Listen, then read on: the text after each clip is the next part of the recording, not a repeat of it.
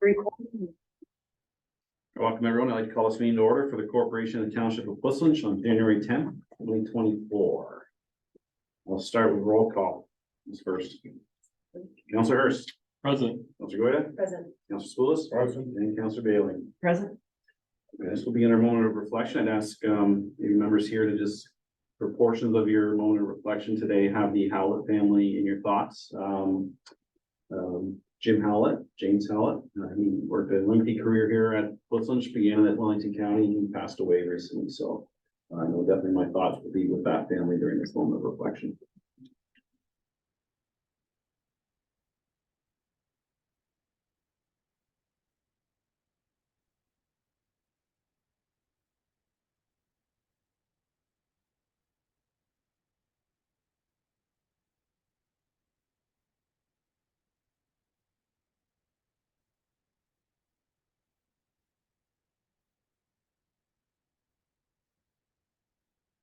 That concludes our moment of reflection. Fox, you have a resolution for the confirmation of the agenda, please. The council approves the January 10th, 2024 agenda and addendum as circulated, and that council approves the addition to the agenda as follows. Consent item 6.1.4, questions received from council seeking additional information and the corresponding responses provided from staff regarding the council agenda. Okay, move for that, please. Councillor Goyda, Councillor Spoulis, any questions or comments on that? All in favor? It's carried. All right, do you have any disclosure of community interest today? Seeing none. So let's get right into the delegations. Mr. McNeely, come on down. Oh, sorry, did I have it backward? Oh, yeah, they're listed. Sorry, John, I apologize. Not at all. Yours is first on the line, but time is second. So I'll ask the other members here. Yeah, they got it.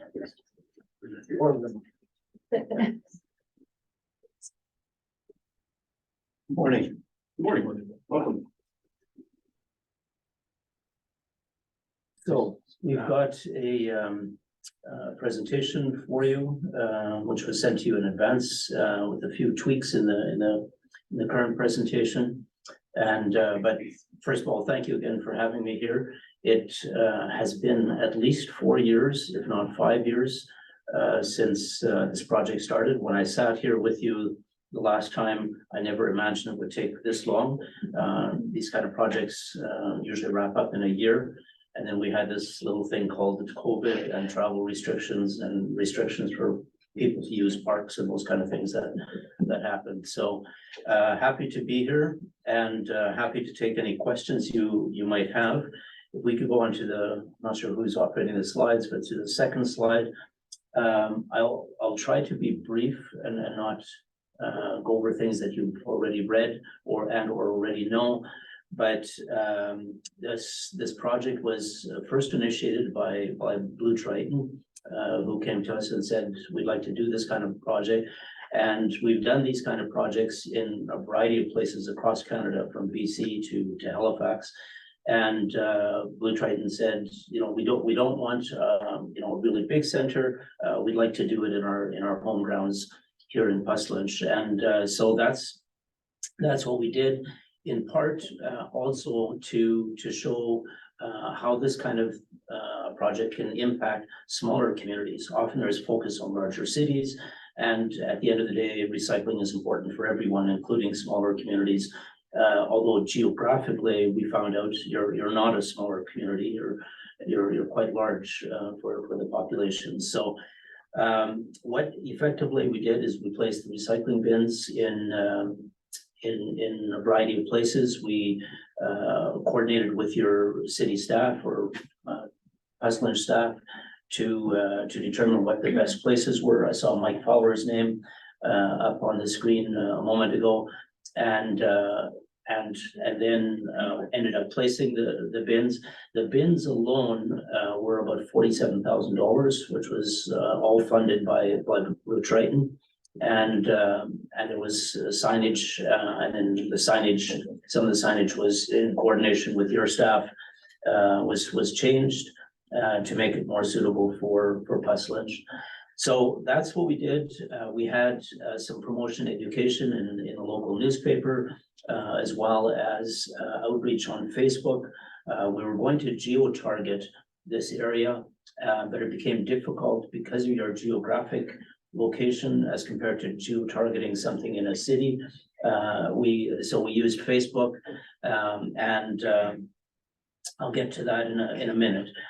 We provided both you and Blue Triton the final report and the results, and I'll touch on those today. But in the three locations that you had, Badenoch, Morriston Park, and the Puslinch Community Center, where I stopped by this morning on my way here just to take a look at the bins and see what the condition was. And all of those, were at a cost of $47,000. The overall project that Blue Triton funded obviously cost more than that, including all of the labor, shipping, et cetera, et cetera. So the next slide just shows you where those bins were placed, and then we'll talk about, was this successful? At the end of the day, we place bins, you do education, and then you measure, what was the performance before that? Before that, quite frankly, it was zero, because there were no recycling bins in those places. And then we measured we did a post audit to measure the performance. That performance, and that took much longer because of COVID to do the post audit. And in a waste audit like that, we went to, as I told you, 4 years or 5 years ago, and I think I see some familiar faces around the table. There may have been a couple of new ones since then, but we try to assess what is being generated in those places, and then how much of that is recyclable, and what portion of the recyclables are ending up in the right stream, and what portion of the garbage is ending up contaminating the recycling stream, which makes it difficult for your staff and for the recycler at the end of the day that receives the material. So that's what we did in the post audit. And without talking about sort of, this is what the result was for any box board or cardboard in the system, et cetera. We're focused more on beverage containers, which in public spaces often are the large proportion of what is present. Most of us don't walk around in a public space with our Kellogg's cornflakes box and say, "Oh, I just finished this. Where should I put it?" But we do walk around with our plastic pop bottles or water bottles or beverage cans and need a place to put them. So I'm happy to report, and I'll talk about some of the reasons why it was this high. All three of the locations had recovery of over 80%. So over 80% of the beverage containers ended up where they should end up. That's high, and I think probably it's not credit to us. It's credit, I think, to the people who use the bins, to the promotion education, and also to cities or Puslinch staff that talk with people, manage the bins, and at the end of the day, communicate with other people as well. So really high recovery rate, and 30% of the recycling stream contained contamination. Contamination could be something that's recyclable. Like it could be someone brought along some kind of a cardboard box and ended up putting it, or a boxboard box, ended up putting it into that 6-inch hole that's meant for beverage containers. That still counts as contamination because it's not a beverage container, but it's for the recycling system. It's not a problem. The other more real contamination are things like styrofoam or paper coffee cups, or takeout cups, I should say. They're not all coffee cups, although the majority tend to be coffee cups. Those are currently not recyclable and therefore contribute to contamination. And I can say, I don't know about the attitudes here. I know from a lot of other places, that the people who do that aren't sure are coffee cups recyclable or not. So just to make sure, we'll put them in the recycling, and which is actually not helpful. But it's not ill-intentioned. They're not saying, oh, well, we'd like to contaminate the recycling stream, and that's why we're putting it in there. So that requires more education. I actually have a meeting in Toronto later this afternoon, where we're talking about, with a coffee company, about how do we get these things to be recyclable. If we can do that, we'd solve a bigger problem as well. But at this point, we're focused on sealed beverage containers. And those sealed beverage containers had a recovery rate of over 80%, which is great. I looked into 2 bins at the community center on my way here this morning, because that's what I do. Wherever I am, whether I'm traveling in a different country, or I always look and see what's happening, how are people using these. And anecdotally, I'd say what I saw in those 2 bins sort of reflects these numbers, which is good, because this is almost a year after the post audit, and mostly beverage containers, some contamination like candy wrapper or like candy bar wrappers, that kind of thing. But I'd say your system is working well. And I'd say this was a pilot, but your bins remain in place. That $50,000 worth of bins that Blue Triton funded, they remain in place. They continue functioning, and again, they're not full and overflowing, which is a public works responsibility. If they are, then people tend to put recyclables into the garbage stream. But from what we saw back then, and what I saw this morning, they're serviced, and actually saw footsteps through the snow as I walked up to one of them. So they're being serviced on a regular basis, which is, hats off to your staff for that. So I won't, I will say something about the promotion education, which we did on Facebook.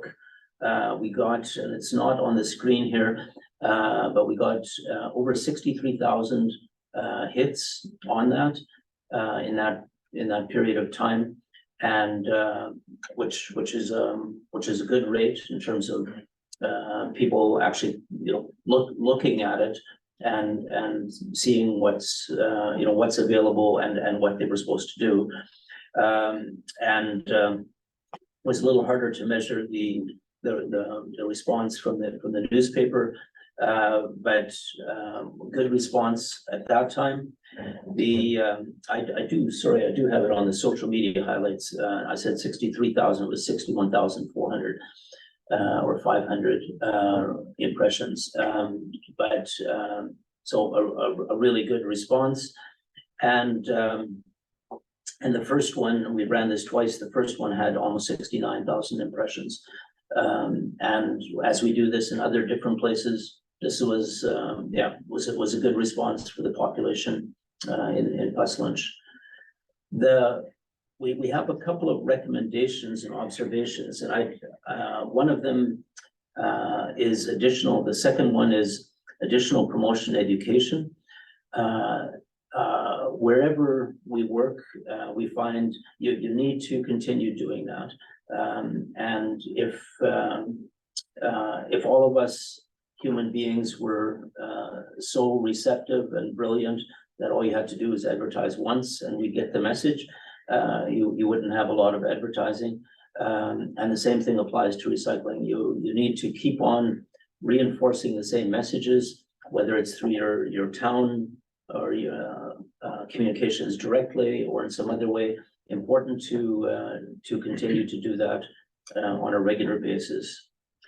The first thing on that list is ensuring all recycling bins use clear bags. We noticed this in the post audit, and when I looked today as well, the bins or the bags that are being used are black bags, and once they're taken out of there and closed, the chance of those black bags inadvertently ending up in the garbage stream is much greater, because no one can tell the difference. between, what was garbage and what was recyclable. And that's why we everywhere always recommend clear bags. It's really easy to see. Sometimes it's easy to see how much contamination is in there as well. But it's easy to see what is recycling and it doesn't inadvertently get thrown into the wrong stream. Because at the end of the day, if we go to all of this trouble and your citizens go to the trouble of making sure they're putting into the right bin, you don't want to have any incidents or stories of where that ultimately ends up in landfill. So actually a much more important point than it sounds. And that's based on years of experience, and where there's been stories about something ending up mistakenly in landfill, those stories never go away. People negative stories hang around a lot longer than positive stories. So really important thing to do. The final recommendation we make here, and you may be doing this, I don't know that. So with that caveat in mind, is reporting annually to your public, to your citizens, what's working. Reporting as well, if something's not working, reporting, there's too much contamination, reporting that as well is also a good thing. And keeping your public informed tells them that you actually think this is important, and it simply reinforces for them when they're behaving the way they should be doing and putting the resources back into the recycling stream.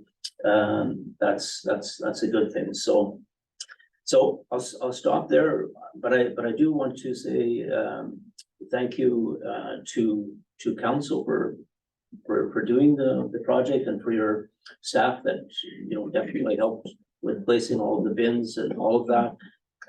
So thank you for that, and also thank you to Blue Triton, who had the vision to do this in a smaller community and not just a big community like Halifax or Vancouver. All right, thank you, Ken. Councilor Hurst. Yeah, thank you for that presentation. Really fascinating. I maybe just have a laundry list of questions, so I'll just jump in. My understanding that bins would remain after the conclusion of the project, and that would be supported by Blue Triton, that remain in the community. Is that accurate? Yes. Yeah. I think that's good. That's a really positive thing. And they should be thanked for that, because I think I was surprised $47,000 for bins, but I guess having looked at them, they're really robust and presumably would last a long time. So that's good.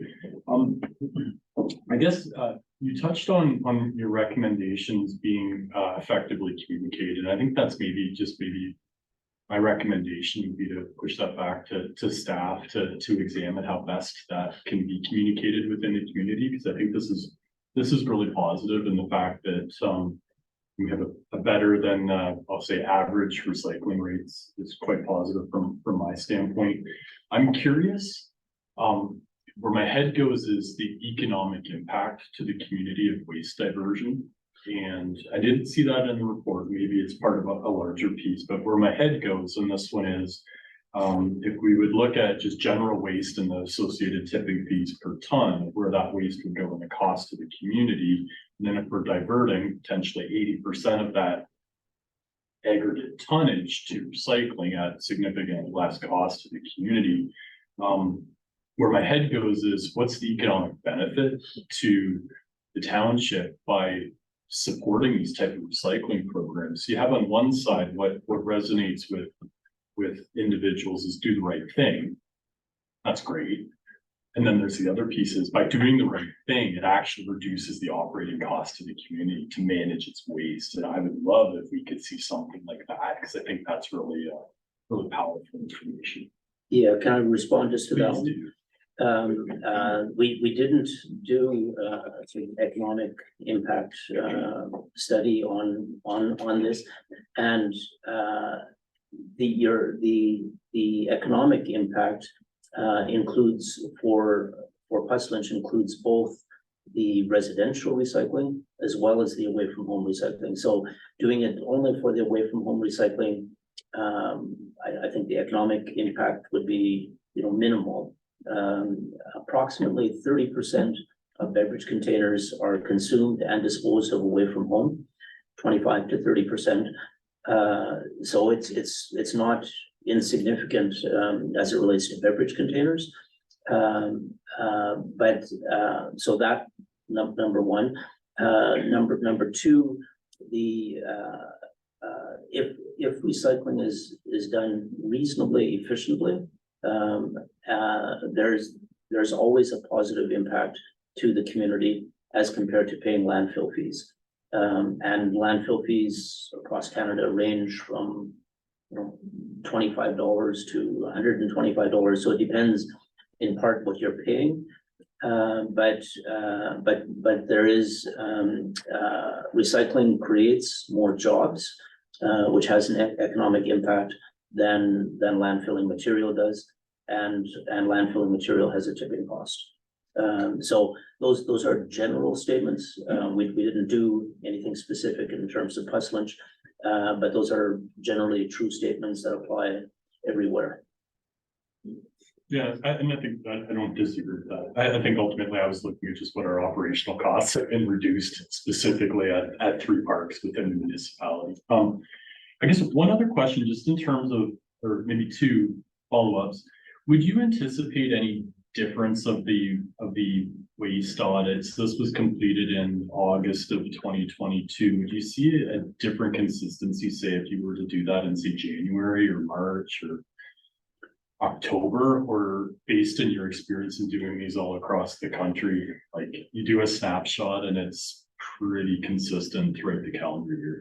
No, it depends on the kinds of facilities. And so it can be seasonal.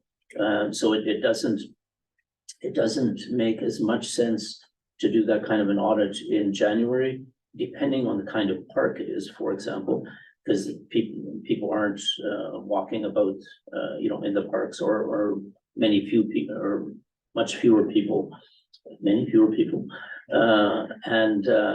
So we try to do the audits when the facilities are actually being used. Things like baseball diamonds are not used in winter. Your arena and community center are used in winter. So. Well, that's helpful, and that's exactly where my head was going. It's the community center one, which is basically used 365 days a year, to see if that changes. So, last question was, my understanding was the recycling was plastic and then waste, part of the bin structure. And I'm curious if you can speak. So some of the other ones I've seen, say within Guelph, would be paper, plastic, waste type of thing. And I'm curious why this one was just straight plastic and waste versus, and I'm not saying one's better than the other. I'm just curious if you can speak to that, because I've seen different recycling avenues in different jurisdictions, and maybe just help me understand the decision why you landed on this one. I would say the distinction here is not between plastic and waste, but between beverage containers and waste. And so, like, even looking at this morning, there are plastic water bottles, plastic pop bottles, and aluminum cans. I didn't see any Tetra Paks or drink boxes in them today, but there were some in that mix in the audit as well. But because 30% of beverage containers are consumed and disposed away from home, that's why the focus on beverage containers. But just to be clear, it's not just plastic beverage containers. It's any beverage containers. And roughly 80% of beverage containers are either plastic or aluminum. Just interject. You made a comment in your presentation that cardboard, corrugated, whatever it was, that went into the plastic container component of the can was considered contamination. But your statement was that ultimately it ends up in the same recycling stream.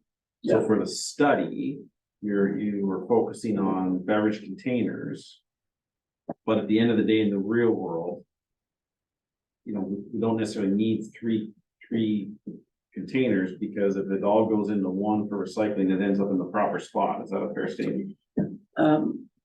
Yes, but I'll give a couple of qualifications. The hole on these bins is deliberately 6 inches wide so that people most people won't take their bag of fast food containers and crunch it together, and some do, and they'll crunch it together and jam it in there.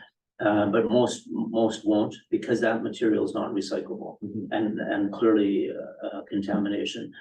And then secondly, there isn't a lot of legitimate box board that goes into parks or places, sports facilities, etc.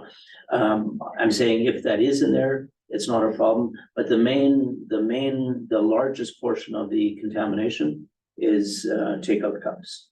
I just wanted to address like, so for example, at our PCC, we could have a family rent the gym and they have a pizza party.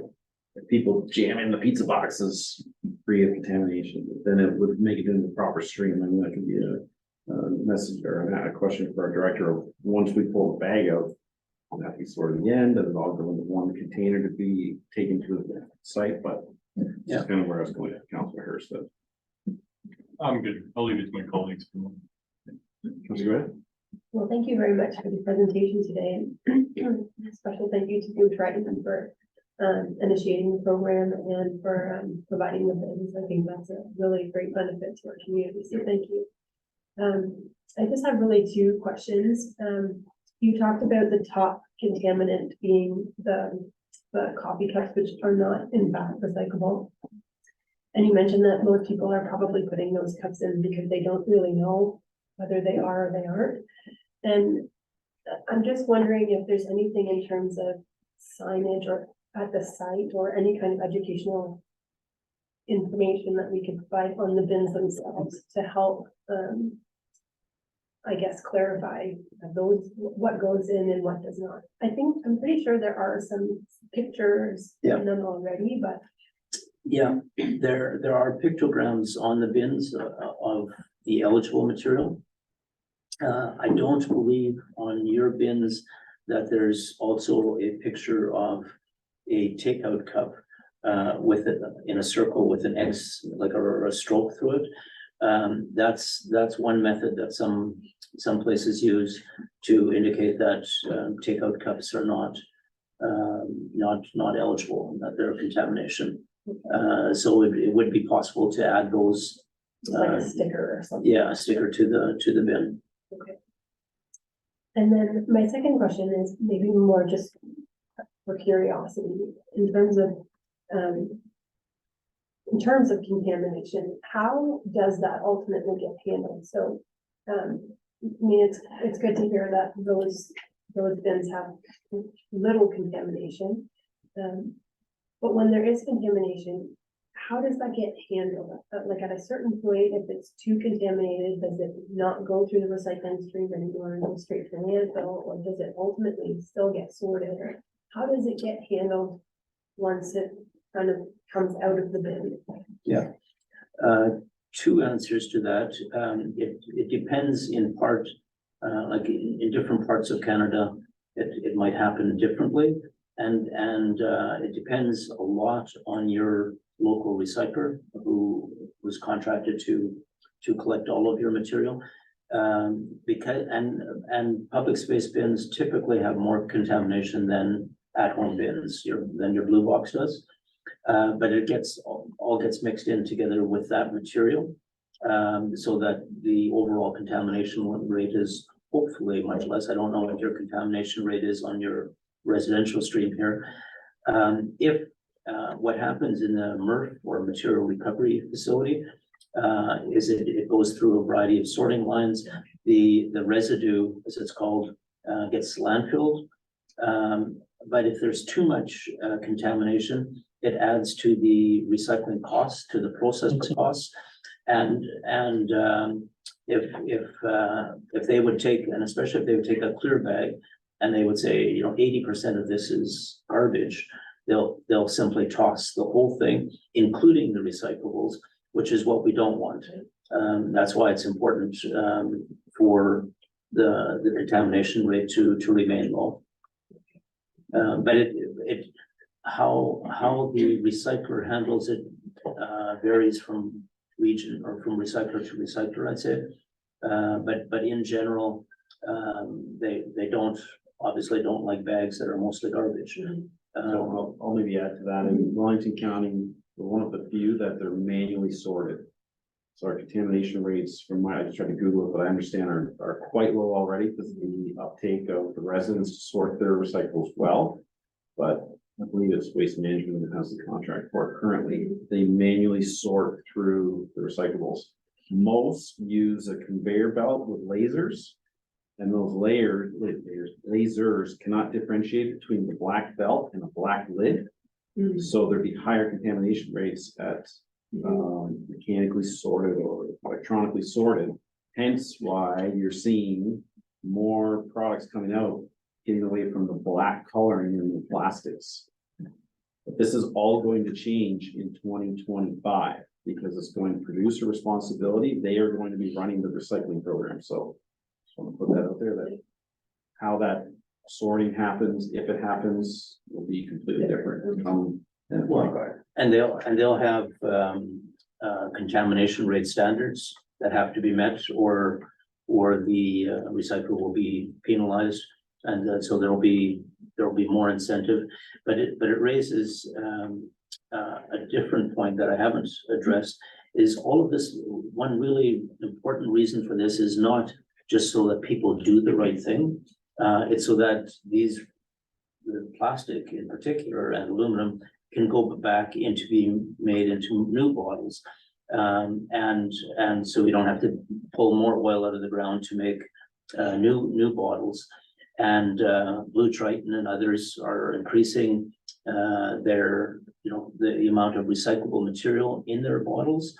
And I can't speak to what theirs is currently, but if that plastic is contaminated, that makes it more difficult to make it into new bottles. And so it's another reason why that is important. Thank you very much. So thank you for coming, and really appreciate Blue Triton donating the bins. I was wondering if that hasn't done so already, if we get staff to pen a letter to Blue Triton to thank him for the contribution and our continued effort to continue using them. Couple of questions. First of all, the Polycoat cups. Why aren't they recyclable? I find that difficult to appreciate. I would say, first of all, everything is recyclable, or almost anything is recyclable, including this table, including all kinds of things. It becomes a question of what is practical and what is the cost to recycle it. If we're talking about Polycoat or even paper cups, there's one major coffee company in Canada that prints their label on Polycoat. There's another one that has a film over the cup where their label is located on. And the process to process those two are two different processes, but you can't have one bin for this kind of cup and one for that kind of cup. So that's part of it. The other part is there needs to be a consistent, viable market for the end material. And that's sort of been up and down with the coffee cup material in particular. It's one of my meetings this afternoon, and people are working on it. It's what I would call a technical problem. And I started in this business over 25 years ago. We were really happy to have 5 obligatory or obligated materials and 2 optional materials in the blue bin. And now, 25 plus years later, you've got 20 different kinds of material, And that's because the technology has kept on advancing. And so there will be a technical or a technology answer for coffee cups as well, but it's not commercially viable yet. I have a question for our Director of Works, Mike Fowler. Are you there? I'm here. Okay, one of the recommendations is to use clear bags as opposed to green bags. Can you sort of describe the process that you use to whether or not you do a quality check to make sure that we're not throwing out the green bags with the other green bags which are destined to landfill? Through you, Mr. Chair, the process that Puslinch has is because we rely on the county for our recyclables to be picked up. All the black bags have to be emptied to be put into the large blue wheeled carts. With that process, it's technically we are already involved in minor pre-sorting where cans are identified as recyclable, but that's where we also kind of wean out some of the excess waste, whether it be dog waste bags or things like that. It is a bit of a laborious process, but that is currently what we are doing. So I feel good with the fact that, you know, staff are taking the time to empty the bags so they can go into the blue cart. So there is a bit of a pre-sorting process before it actually hits the recycling truck. Good to know. Last question. These containers here are strictly for recycling of beverages. The mayor mentioned that there's a party going on, a gym is rented or a hockey rink is rented. Do we put out additional garbage containers to pick up things like pizza boxes for recycling or whatever other materials that are scrap, like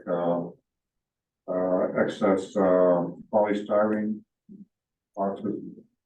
Through you, Mr. Chair, yes, that's part of the involvement with rental cleanup is staff does separate the identified objects that they are aware of that are not recyclable, and they are placed in our garbage bin along with the recyclables that are placed in the blue bin. Great, thank you, that's all I have. Mr. Bailey? Great, thank you. Thanks for coming today. Thanks for all the good questions already. I don't have a lot left. One question I have is to staff. I'm just curious what the follow-up replacement plan is with the bins.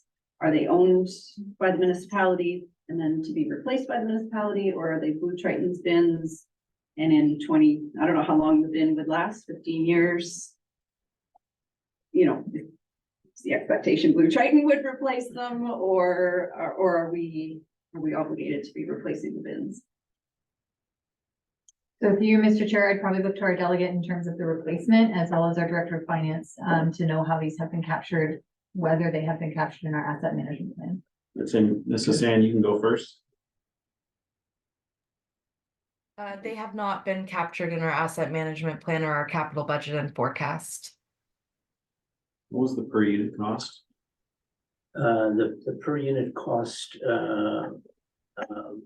varies depending on, like, they're not all identical, but the dual stream, which are garbage and recycling, I think are in the range of $1,200 to $1,300 per bin.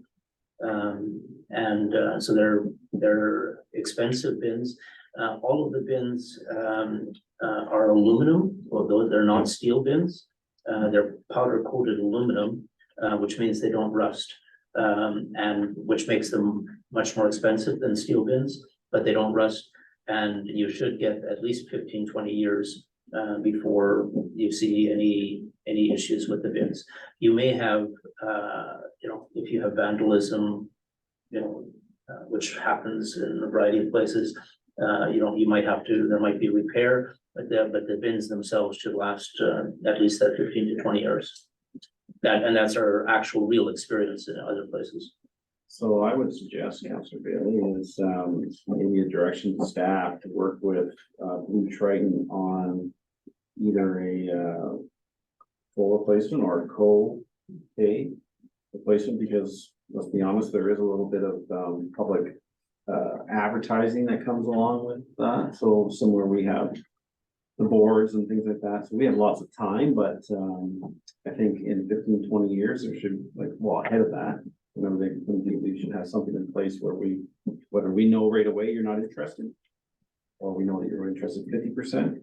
So we should start those discussions at some point.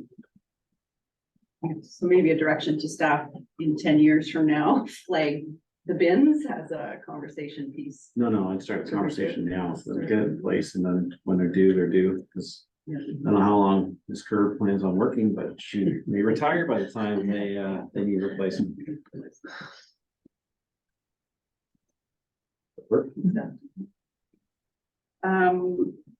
The other conversation that I haven't heard anything about, I know when you go into one of the arenas in Guelph, they have the refillable water stations that count.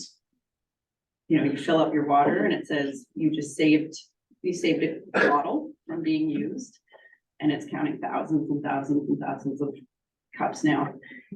In your work, have you noticed a difference between where that system's in place and less bottles going into the recycling? Is there a correlation between using a process like that, a refillable water station, and then producing less recyclable? I would say two things. One, we're focused on recycling, number one. And in terms of communication and we've had lots of discussions over the years, it's really hard to communicate two different kinds of messages. One being around refillable and one being recyclable. And so we're sort of laser focused on recyclables. We're not in our work, if a facility has an airport or an arena has those stations, yes, you will see less sealed beverage containers, somewhat less, but at the end of the day, it doesn't really matter if you're having less beverage containers, but only 20% of them are being recycled. That's still a problem. So either way, you need to make sure that you've got an effective recycling system in place. I'll leave that. Yeah.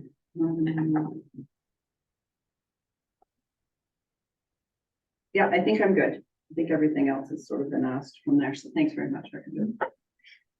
Awesome. Okay, I'll try to keep it short, but first off, we're going to producer responsibility, which is going to be a major change. But when you mentioned the coffee cups are not recyclable, so because they're not recyclable, then I would assume then that producer doesn't have responsibility for those cups. So I'd like to see communication from this council highlighting your report and our contamination rates to one major player that's has a distribution out here, asking them a couple things. One, either we can use their logo, which likely won't happen, but I think we need to, I don't have it in front of me, on the top of the can, have something that resembles a coffee cup with maybe clearer, showing that only the lid goes in. So I'll back up.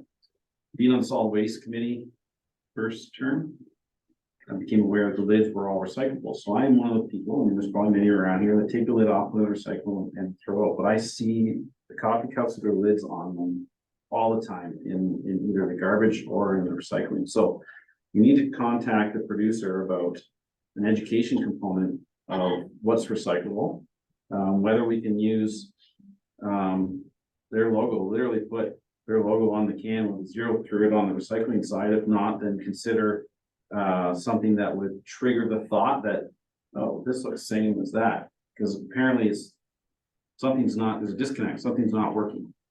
So ask the producers to do more of an education component, especially, I think we should be asking the province when we're transitioning to this producer responsibility, because we're seeing these cups along the 401, the clover leaves, they're all being thrown out, to make the producers of these coffee cups responsible for them, not just in recycling, but in,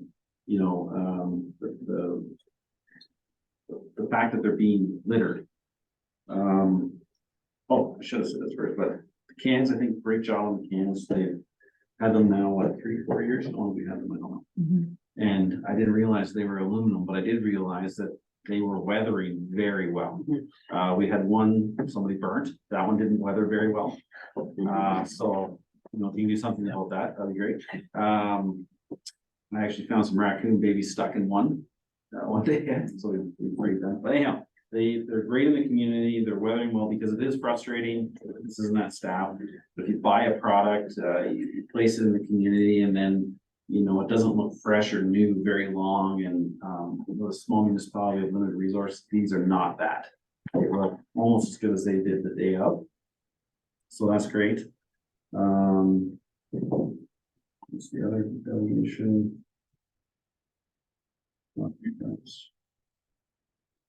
Yeah, so I think that's where I'm at. I would like council to at least, I don't know how we'd approach that. If anybody here has some ideas about the producer responsibility approaching the coffee cup manufacturer. So A, communication to what ministry would it be under for? Minister of Environment, but if I can just respond to the one thing, coffee cups today, and especially in the new system, are obligated material. And they are paying whether they're being recycled or not. In fact, there's in the current and in the new system, there's materials that perform less well pay a higher proportion of the costs than materials that perform well. And it's an incentive to put materials onto the market like PET, like aluminum, that perform really, really well. And so that already exists. So sort of not my business here, but I thought I'd just say that before you write a letter, because that's Sorry, covered. yeah. So I'd like staff to work with Blue Triton on labeling that would encourage less contamination, which then spurred another thought. And I believe this did happen, but there was a change of ownership at the Blue Triton, and there was new stickers placed on the cans. And I'm pretty certain our staff was contacted for those permissions. I just want to ensure in the future that if there's any change to the cans, that staff is contacted and you're given permission to do that, because ultimately, even though it's a wonderful gift, you're appreciative of it, they are our property now. So to change those, there needs to be communication with staff. I don't think we need a formal resolution from council, just an understanding, but if there are some improvements we can do with the labeling to decrease the contamination rate, I'm sure this council would put their support behind that if it's even required. But I would definitely be asking big producers what we can do. And then last one for Mr. Fowler on the clear garbage bags. I view it as with the clear garbage bags, we don't need to open every bag, but you're confident in saying that we're not having a issue where we'll collect everything and then the black bags are misidentified and all put in the trash stream. We're opening them all, but a simple change to clear bags, I guess this would be counterconducive to more recycling, but would save staff from opening them all. They would literally, or I guess they have to open them, dump them anyways. So you're just, what I heard you answer to Mr. or Councilor Sepoulos is that we are not encountering a situation where black bags are misidentified and put in the wrong stream. So there's no need to switch to clear bags. Through you, Mr. Chair, the process is because there's two technical streams of waste, one recyclable, one actual garbage or waste. They are collected separately, so crews or facility operators will collect recyclables first, dispose of them properly, then return to the same site to do garbage. So we haven't had any cross-contamination or, you know, confusion of bags. One process is done first, then the second. Okay, perfect. Last comment, large events, family day, fall fair, any of those events, I feel we need to also have discussions with those organizations about the waste pickup schedule, whatever it may be, because that's where we tend to see one side fill up and the contamination rates get higher. Everybody's doing a great job. They're volunteers, but we had this discussion about the ball fair specifically. But I think we should open that up to all our big events so that we have something in place, whether it's we ask them to have more volunteers. We have a roll-off bin that we can empty the garbage side more frequently so that contamination doesn't end up in recycling, but I feel that's something to at least discuss and provide going forward. So those are my comments. I don't know. I don't think anything I said really needs. I don't need to ask council for a resolution. I have the resolution drafted if you'd like to hear it. I would love to hear it. Okay, that council received the delegation by Ken Friesen, President Reclay, Stewart Edge regarding the Township of Whistling Recycling Project facilitated by Reclay, Stewart Edge, and Blue Triton for information. And the council directs staff to send a letter to Blue Triton expressing the township's appreciation and thanks for contributing the bins to the township. And the council directs staff to consult with Blue Triton regarding the future replacement plan for the bins. And the council directs staff to work with Blue Triton on potential labeling and signage of the bins to help decrease the recycling contamination rates. What about working with the community groups for large events? I think that's a takeaway that staff, Good. yes. Yeah. Awesome. You guys thought to move on that? Yep. Councilor Swillis, second, Councilor Hurst. Comments, Councilor Hurst? None, it's good, thank you. That's good. Just a follow-up question. We mentioned, trying to help put out a little more educational. Are there social media ads that our staff can be sharing and using that you've already created? Like many things, two things to that. Yes, we can provide that and we would coordinate with Blue Triton just to make sure that we're coordinated. We can provide like a couple of new ones that are used in other places that are generic. And I'd say good for this year. I'm not sure about your transition into the new system. I'm not sure about the timing of that, but the new system will want to be doing that Right. as well. And so at that point, we wouldn't want to be sort of interfering with the new system. Right, fair enough. It's fall 25 Okay, at the transition. so you could do something this year without any risk. Do your ads say no coffee cups? We have a variety of different ones, so That might help with our. yeah. contamination. And we deliberately talk about takeout cups because it's not only coffee cups, even though the vast majority of what we see are coffee cups, but other takeout cups are made of some of the same materials and are not recyclable. So Thank you. All right.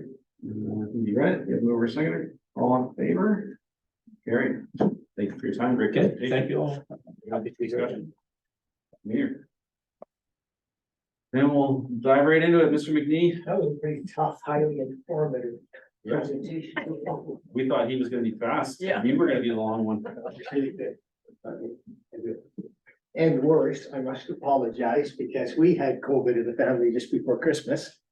So we delayed our family Christmas 2 weeks, which meant Christmas Eve was Monday night, Christmas Day was yesterday. And I saw the last of the family down the lane at 9:30 this morning, so we are a little under the weather. But anyways, regardless, the Mill Creek Stewards want to wish you all a happy new year. And we appreciate the opportunity to comment on the recent Auditor General's report we're going to discuss today on the management of agri resources. It's hard to believe that almost 40 years ago now, Whistling took the fight for municipal resource rights to one of the longest tribunal hearings in the land tribunal's history. And back then in 1985 to 88, Whistling stated, although the township understands it must share the responsibility of having aggregate resources, it must also weigh that responsibility against that of providing a suitable living environment for its existing residents. There are limitations to the degree of disruption that residents can tolerate. It's the belief of this council that that toleration level has been met. Well, that's almost 40 years ago, and it sounds pretty familiar today. It was crossing that tolerance threshold by the industry that led to the council at that time trying to enact a different official plan. And that new official plan led to the OMB hearing. Unfortunately, and to cut a story short, they lost that hearing. But the OMB was very specific about the importance of compliance when they made their conclusions on that. And I should quote from a 1994 case study at that time, just if you're not familiar with the OMB hearing, they said the net effect of the official plan revisions that Busselink wanted to make at that time was to impose overall controls on aggregate operations in the township. And since these controls went well beyond those applied by the ministry, the township's initiative was seen as a challenge to the authority of the ministry. And again, we see this again today. Resources and policies set by the ministry were challenged by the township's proposed official plan, and this led to the hearing. I think it's clear when we look at the Auditor General's recent report that in the 40 intervening years, the province and the aggregate industry have treated the concept of compliance and monitoring and enforcement as just words. We have not seen action to match that. We believe this Auditor General's perspective on compliance really opens the door to municipalities, including Busselink, especially in the next year while it's fresh. A provincial authority in the form of the Auditor General has now officially recognized what we as municipalities and residents have always recognized, that the province is not properly balancing the aggregate industry's wants against our local municipality needs. Specifically stating in that report, our audit found that the ministry, the MNRF, is falling short in balancing its competing roles of facilitating the extraction of aggregate and minimizing those impacts, particularly through its role in regulating the industry to ensure approval holders comply with all necessary requirements. We're talking about compliance. In essence, when the province and industry failed to balance the aggregate equation, we should not be surprised when municipalities, at least in the short term, step up to do the job. Municipalities must be able to develop the kind of zoning that provides that suitable living environment for its residents, in turn requiring developers to be compliant with those conditions, including monitoring and enforcement. In Busselink, we're aware that a significant part of that disrupted living environment relates to specific aspects of the industry. And those include, one, being neither a benign nor a transient industry, becoming dominated by global corporations with little stake in the long-term health of the local community, refusing to recognize that aggregate as a resource cannot be separated from the soil, insisting new aggregate pits are required to meet Ontario's aggregate needs, continuing to ignore extraction's effect on agriculture and the environment, and finally failing to comply with site plan conditions, especially rehabilitation. Which leads us directly into the AG report in the following quote. The ministry has made recent progress to streamline and expedite the approvals process. And we found that this improvement has come at a cost to its inspection, enforcement, and oversight activities. In the face of this provincial failure, our neighborhood really appreciates your actions over the last year. In 2023, you voiced your concerns and directed dollars for review studies in cases such as threatened wetlands. You've dictated letters to the industry, the ministries, and to municipal organizations, challenging industry actions, non-actions, and position statements. You've monitored road safety and cleanliness and taken positions on the provincial wave of omnibus bills and EROs. And not least of all, you've dedicated significant dollars to land tribunal hearings. And how did the province and the industry respond? Well, in a partial list, there was transient road cleanup on Victoria Road following the township's demands, but concession 2 has been left filthy and unquestionably unsafe throughout the year. The Roswell Pit wetland issue saw little to no change in extraction timing or amounts. The Mill Creek Pit has over the last year become essentially a processing site, following the every shovelful excavation of its south arm, completely contrary to written promises by the University of Guelph. And as an alumni, the Aberfoyle Pit on Victoria Road has applied for a doubling of its tonnage limits, along with a request for a 30% increase in hours and days. With all of that processing directed to Aberfoyle Pit 1, which was supposed to be closed 40 years ago. The Lancy Pit essentially finished according to their latest expansion proposal, was reopened for the last half of the year, potentially exceeding its excavation limits based on our aerial photos. The Lafarge pit dumped thousands of tons of excess soil into its pond on concession 2, without any rehabilitation supervision from the province. And a request for information from our group required 6 weeks last fall for the province to determine that testing had even been done, let alone that the standards had been met, which they had. But a little late if there'd been contamination. The soil was coming from an industrial area. Puslinch requests for enforcement of site plan conditions at the McNally pit have fallen on deaf ears. And provincial monitoring and enforcement of excess soil hydrovac dumping at Capital Pit County Road 34 lands has been non-existent, again, despite Puslinch complaints.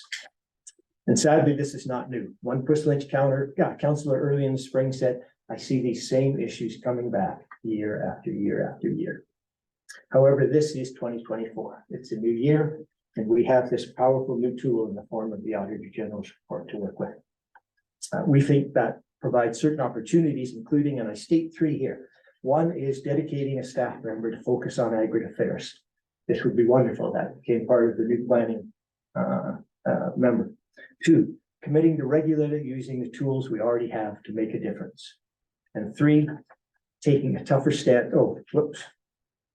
Committee, right? Yep.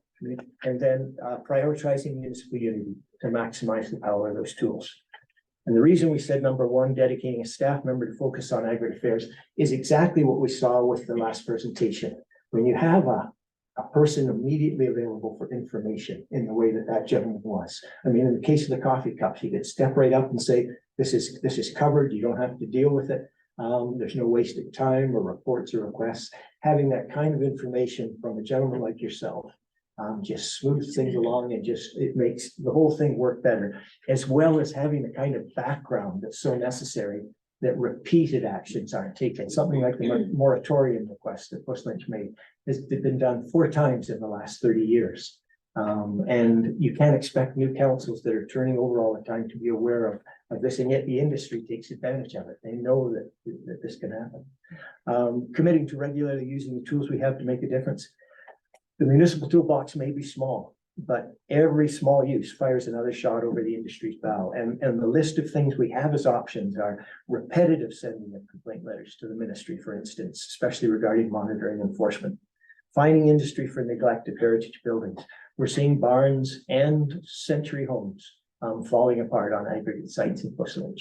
And we know, like the one in the housing development south of Morriston, there's going to be a point at which they're going to apply for demolition because they can't be repaired any further. Supporting the OPP to more stringently enforce haul roads. Taking a tougher stance on responses to EROs and Auditor General type reports. Finding the industry for unclean roads. Reviewing extractive zoning policy. Preemptively developing and applying interim control bylaws.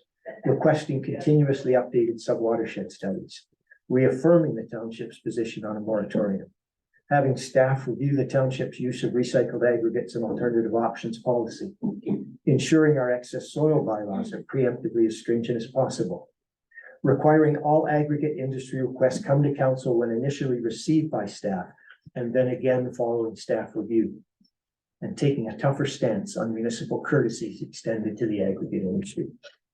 Each action may be seen as too small to be effective. I'm not sure if you're aware that a neighboring municipality has stated exactly that and said they consider the only way to go is to try to change provincial legislation. That is a valid option, but it shouldn't preclude us using the options we have right now and that don't require other people participation. In Puslinch, where mosquitoes are rampant, we recognize the cumulative effect of small actions.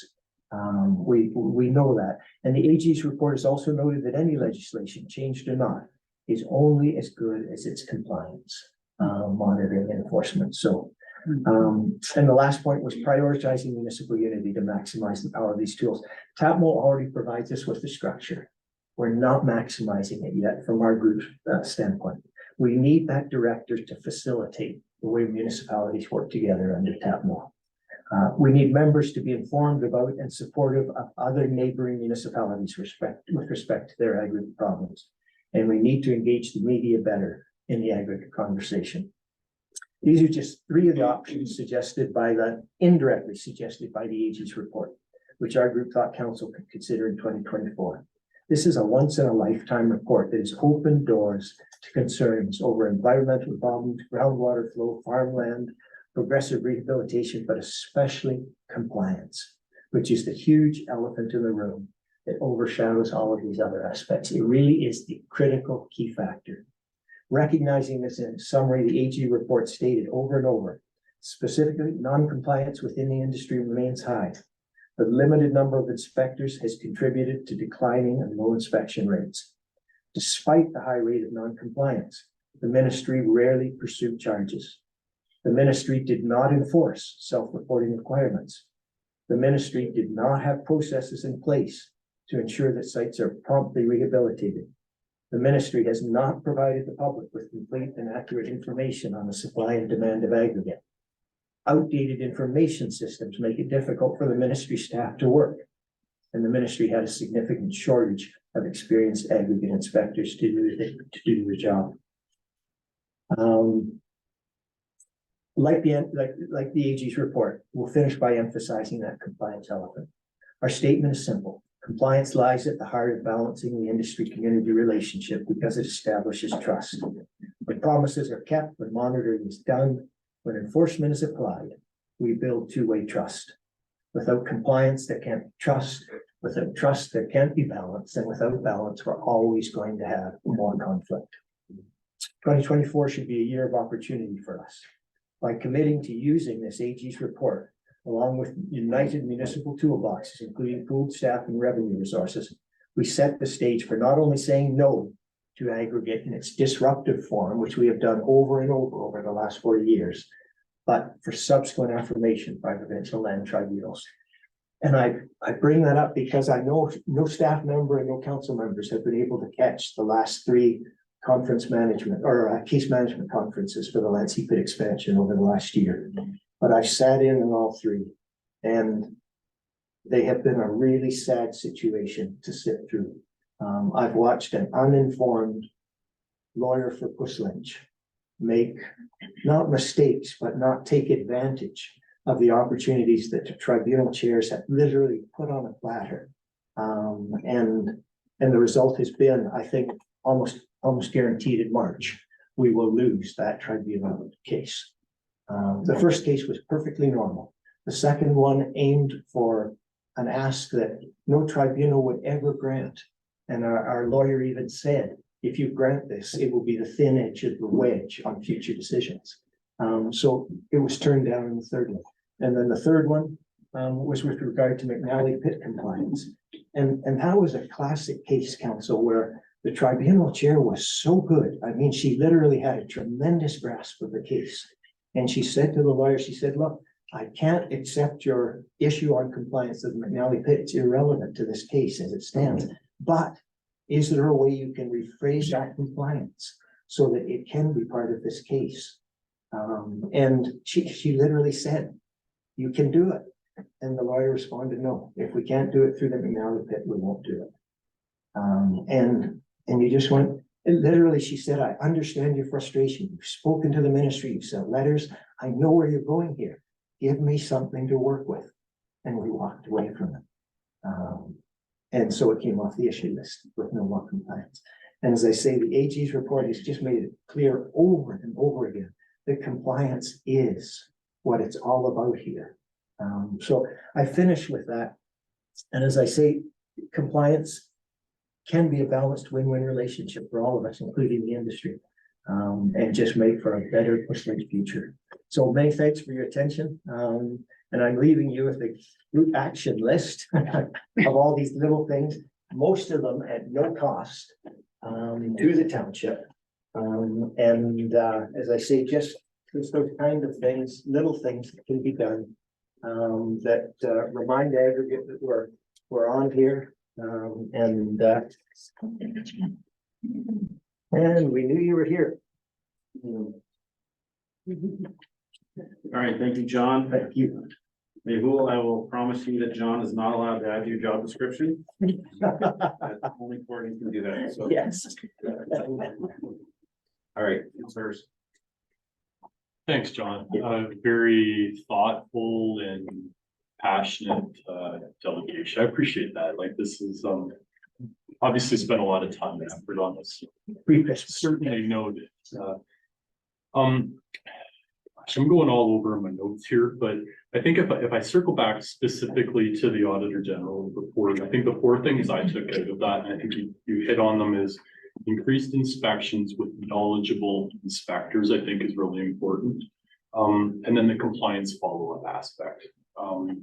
As part of the pit plan start to finish, that's out there, but I think there's an opportunity to hold accountability on what's been agreed upon in the timeline. So I appreciate you noting that, and I think I very much looked at it as accountable.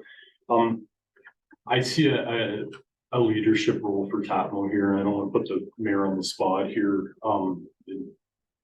and speak to whatever you feel comfortable with, but I very much view this report as just as you stated, a great opportunity to show a degree of transparency, a third-party assessment of the circumstance that we find ourselves in, with a number of recommendations. And I think the 4 that I pulled out are ones that I feel quite are the most robust ones. I haven't gone through your report per se, but in my mind, I think I very much view this as the township supporting TAPMO's efforts at a larger level.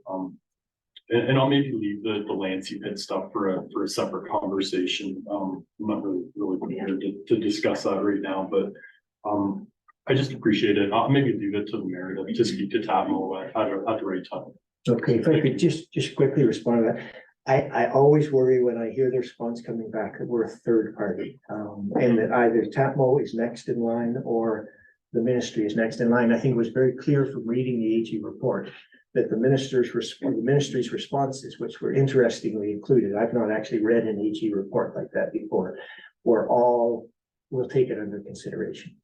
And I think it's very clear that for the next 2.5 years anyways, under the existing government, there will be no change in the ministry.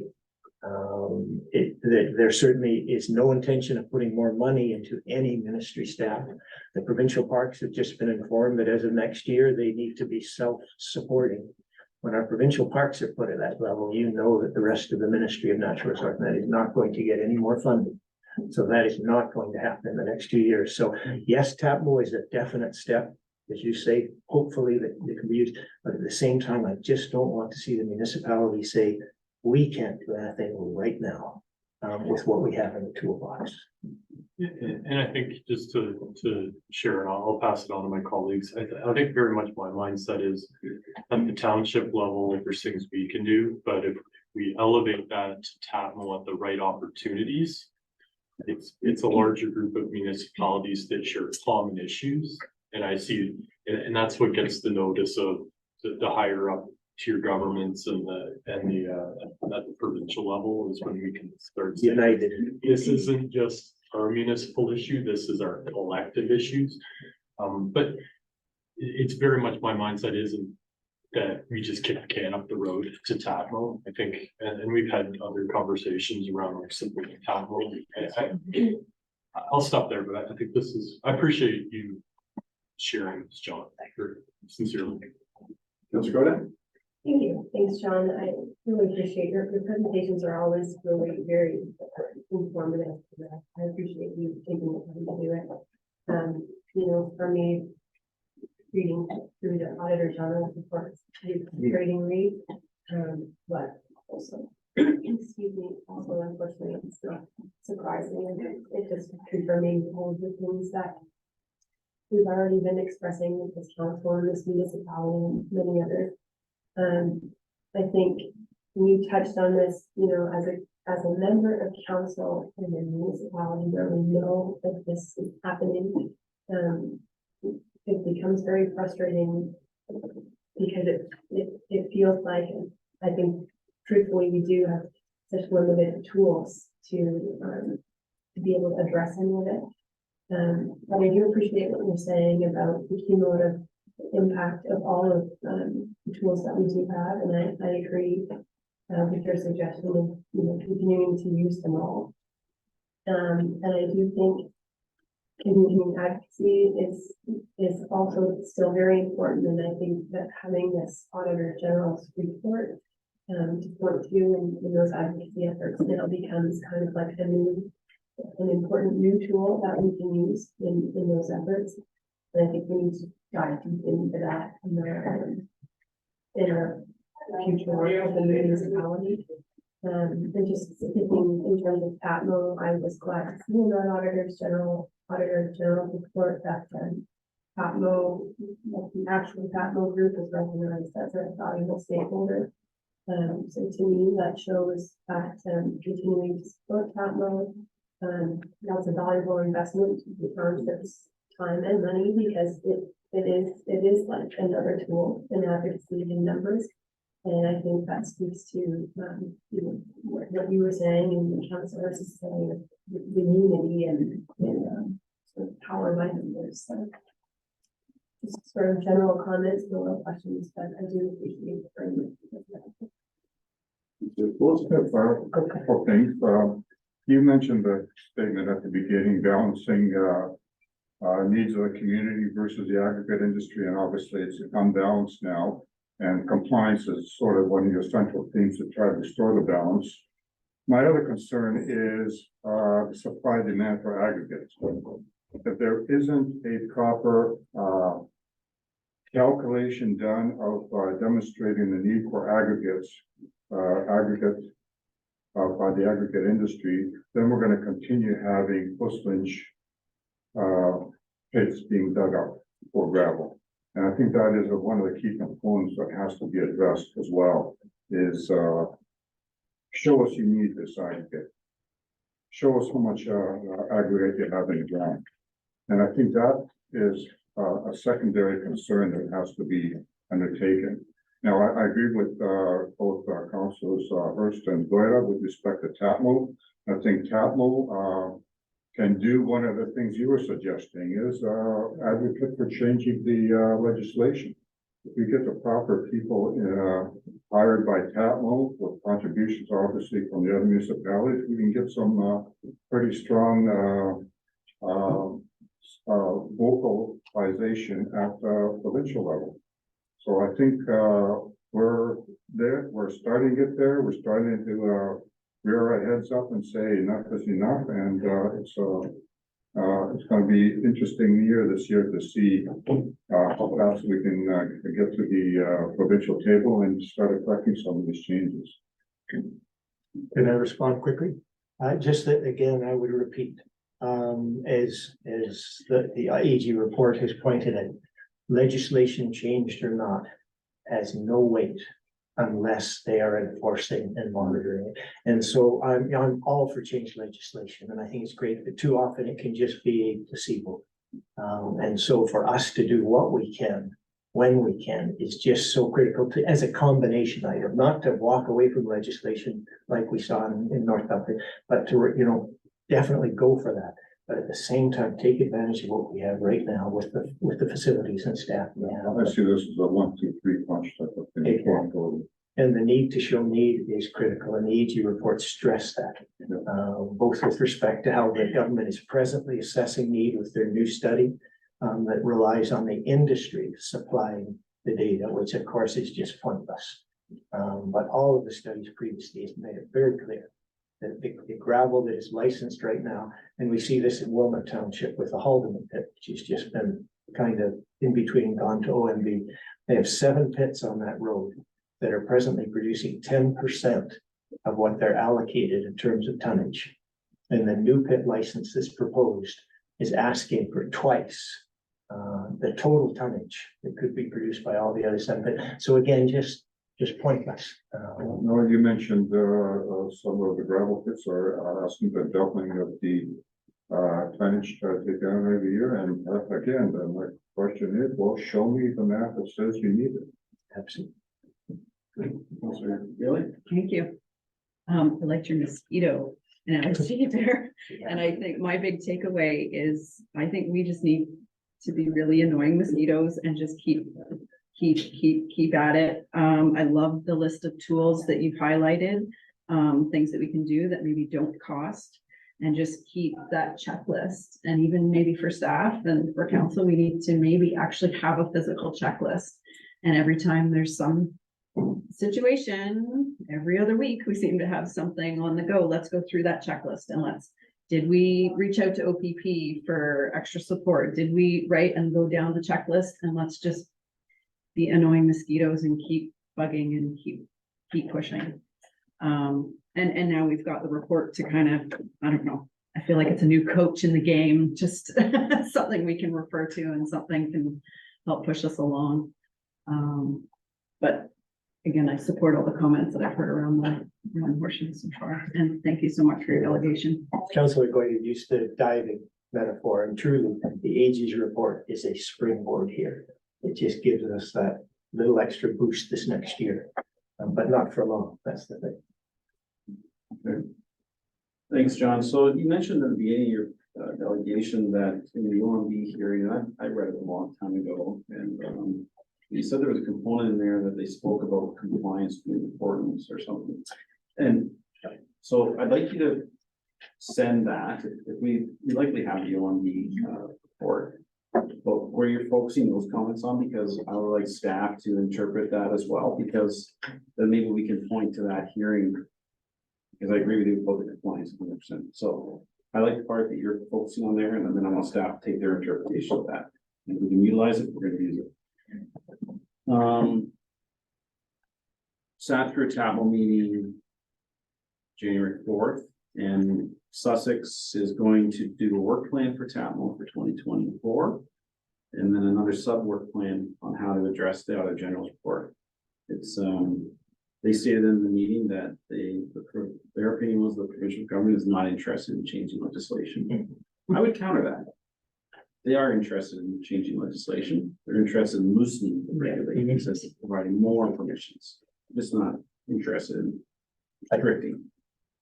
So, you know, and I know that's what it is. TAPL focusing on the compliance. And so it's similar to 1, 2, 3 punch.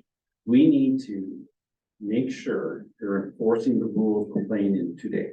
Now, if they loosen them again, we'll continue to enforce the rules that we play in. If they change them, it's fine. Once we get them engaged in enforcing the rules again, what do they call in the report where they weren't actually charging or taking them to enforce? That needs to happen. I have concerns that, and we're dealing with our compliance reports. I requested that we pull them out of our December meeting. We're having a special meeting on it. I took a very, very deep dive into them, highlighted concerns on several operators. Some were, I put no concern. On the rehab side of things, I find it much more challenging to understand it. If it's a 3-to-1 slope proposed, and whether it's a 2.75, and if that matters, I don't know. And this is gonna sound awful. Once all the aggregate is done and they spread some topsoil and plant some trees, the damage is done. They've ruined the environment, the landscape forever, and we're stuck with that. At least they try some rehabilitation. So I don't have the knowledge or the expertise to dive into those rehab plans, and whether they're doing them really well or half well. At least in my opinion, I think on the rehab side of things, when they do it, they're doing it reasonably well. Sometimes we have situations where they've not done it, but I think with the pressure, the mosquito going on down here, you're seeing more active rehabilitation. I would have to look at our experts at the appropriate time, whether that's as per the site plan. However, back to the site plans. Need to hold them accountable. And I don't want to jeopardize our position, but I have a major concern where we have operations and then we become the center processing plant for material anywhere. So when I asked Mr. Denhood, do I pronounce that right? Denhood. I'm sorry. It's all right. I do it all the time. You never correct me. You're a great individual. Denhood. When he's engaged by the township to review them, I want us doing this going forward. We either need, site notes that state specifically about importation of material and for what process, because he's a great expert, looks at it, and I think we all, and in the past iterations of counseling, you look at a site and say, when you take this much gravel out, it has this composition, it's gonna have this impact, this is where the silt's gonna go. We didn't realize that these processing sites were gonna be there in perpetuity, and now they're gonna buy a site on the other side of township and haul it here, and now it's coming from North Dumfries, because you know what, it's on its way to Toronto anyways. Well, so now our vision has to just do this, and I see Stan's shaking his head, because the reality is that they're taking liberal interpretations of site notes. And what happens when they do that? You get more site notes, more specific, and so they're creating this problem, so. Site compliance, interpretation is a major focus on myself right now and TAPMO. Now, also at that meeting, we recognized the Auditor General's report. It was alarming. I mean, my first thought was, there's so much work to do, it'll never get done. Because how are they gonna fix all of this? As simple as they're still operating with pen and paper. They haven't upgraded their hardware, their IT departments, and this all takes infusion of money.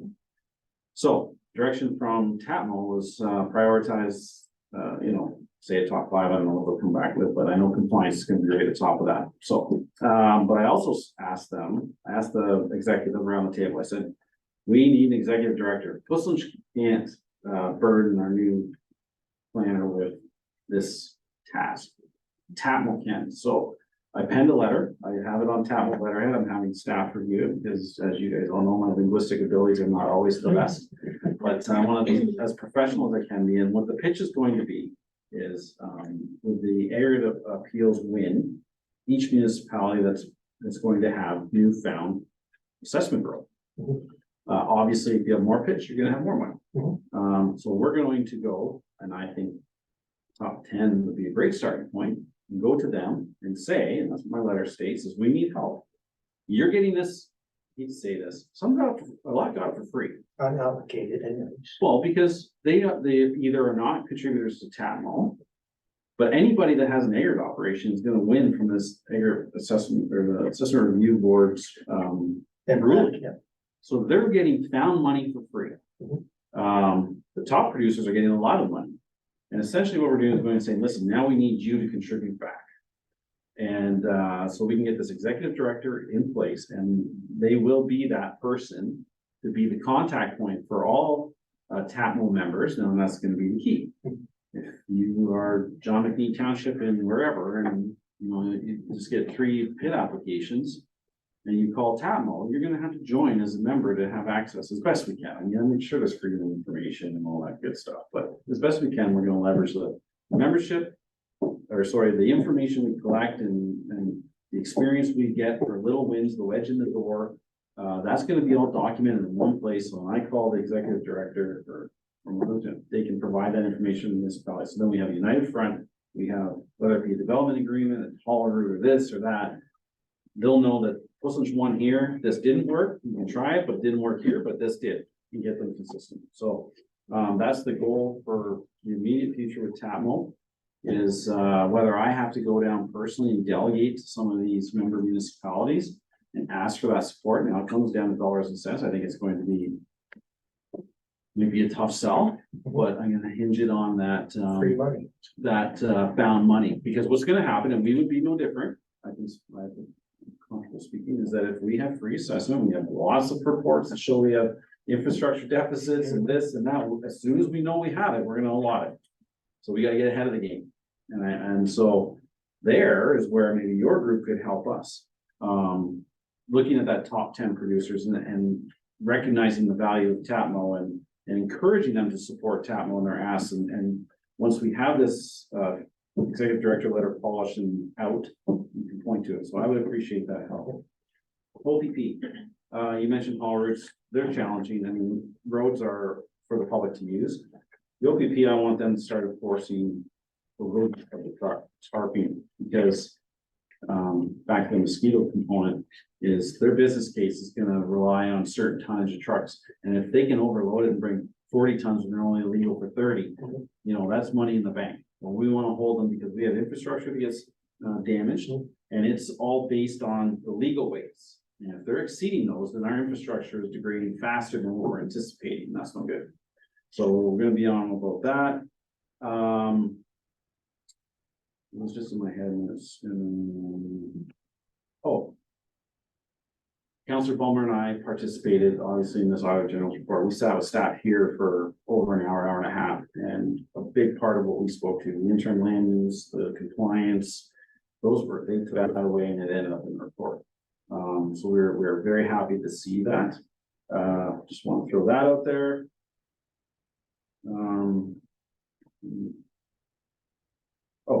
So back to the money meeting for all the issues that were raised in the Auditor General's report. OSSGA has had a change of executive director. I forget his name, Mike or Mark now. He's the ex-Cement Association director. In my opinion, he's brought in for a reason. You know, let's just say he was very successful in his efforts with the Cement Association. So he wasn't brought in to do less. So, but in the previous iteration of the director and informal discussion, we had joint meetings and they mentioned it. They were supportive of an additional levy to pay for enforcement officers. So with the Auditor General's report and all the things that come with it, costing, the enforcement component, and we're hoping to work with OSSGA, that's something we can jointly bring to the ministry and say, essentially, No cost. no cost. Implementing. And again, under the previous iteration, there was, informal support. So that's the avenue we want to meet again with that last being TAMO, meet again with OSSGA, see if that support is still there, and take a joint delegation, whatever you want to call it, to the ministry and say, hey, we want it, they want it, let's go. So there's a great opportunity to work together. I'm not going to have staff talk to your comments or speak to your comments about our lawyer and the case. I understand. It's a complicated issue. I recognize your frustration. I will, however, ask them to take your comments away. And I'm sure we're going to be getting an update from the lawyer on those anyways, and update council at the appropriate time on those comments. Because. Yeah, it's just, I recognize.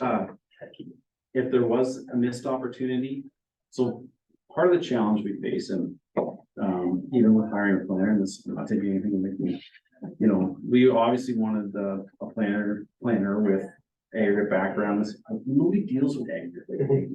So there isn't really anyone out there that's aggregate experience. Same with lawyers. There's some dabble here and there, but so if there was a missed opportunity, and I'm not saying there was, we'll learn from it. And we're gonna learn from it. And we have new applications coming online, and I can tell you, we are holding their feet to the fire.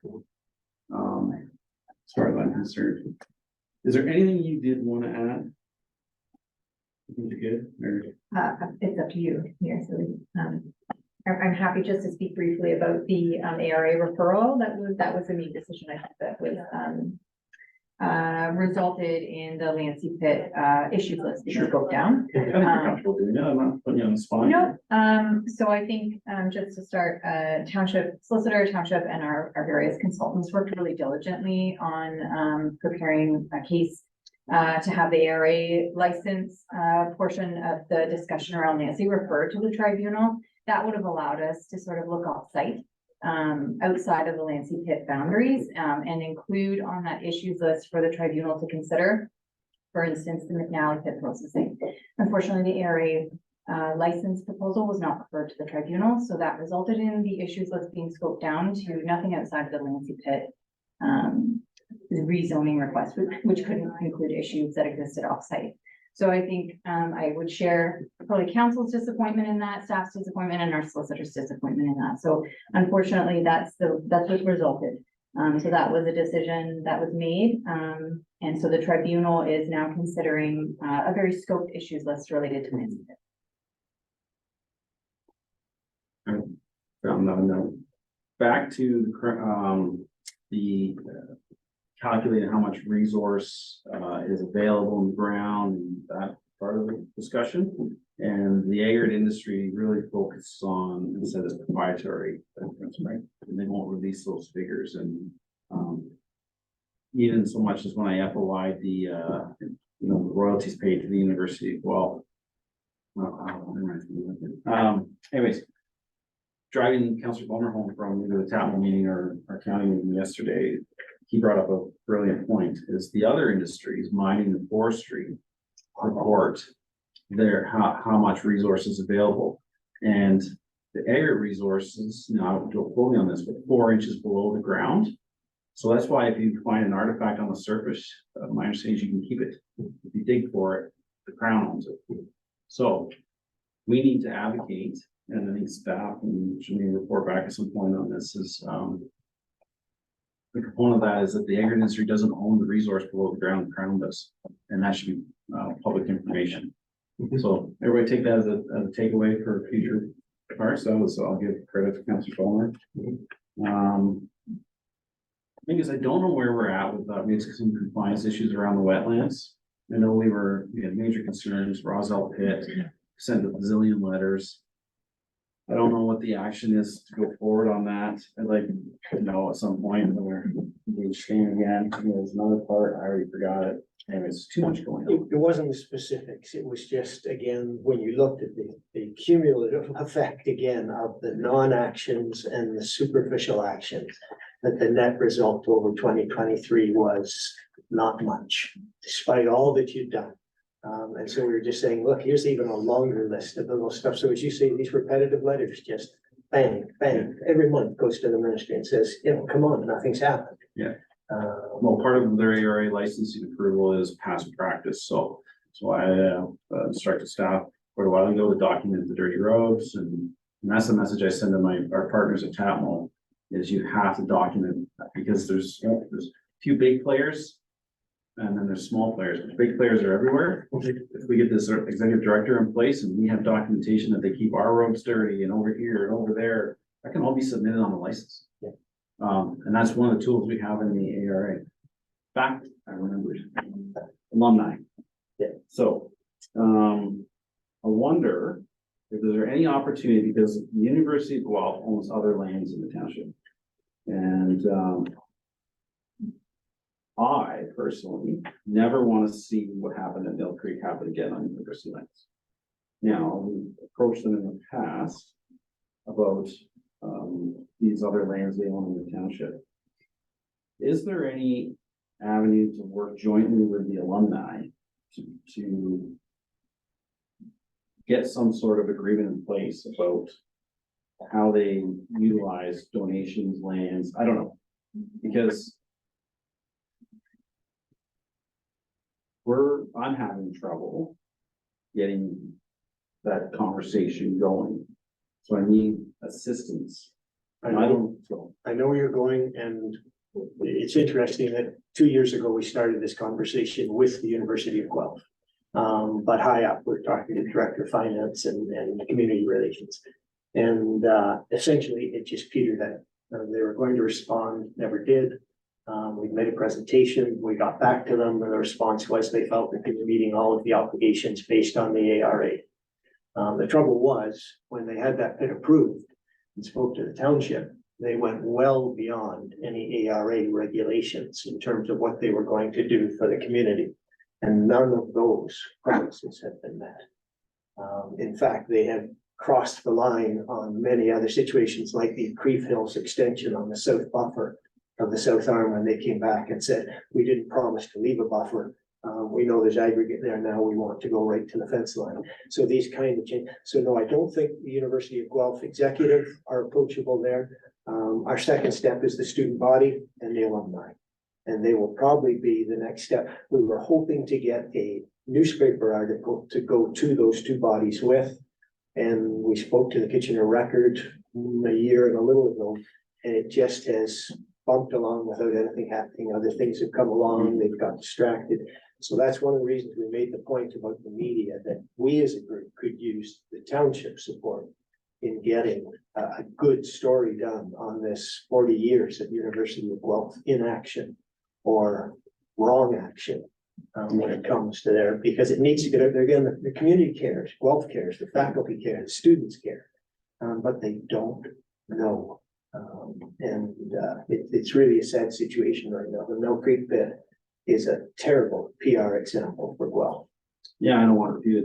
So what I would suggest is the council, request staff as part of the receiving delegation for information to contact the appropriate, executive at, University of Guelph to begin discussions on formal agreements for future land use on University of Guelph lands.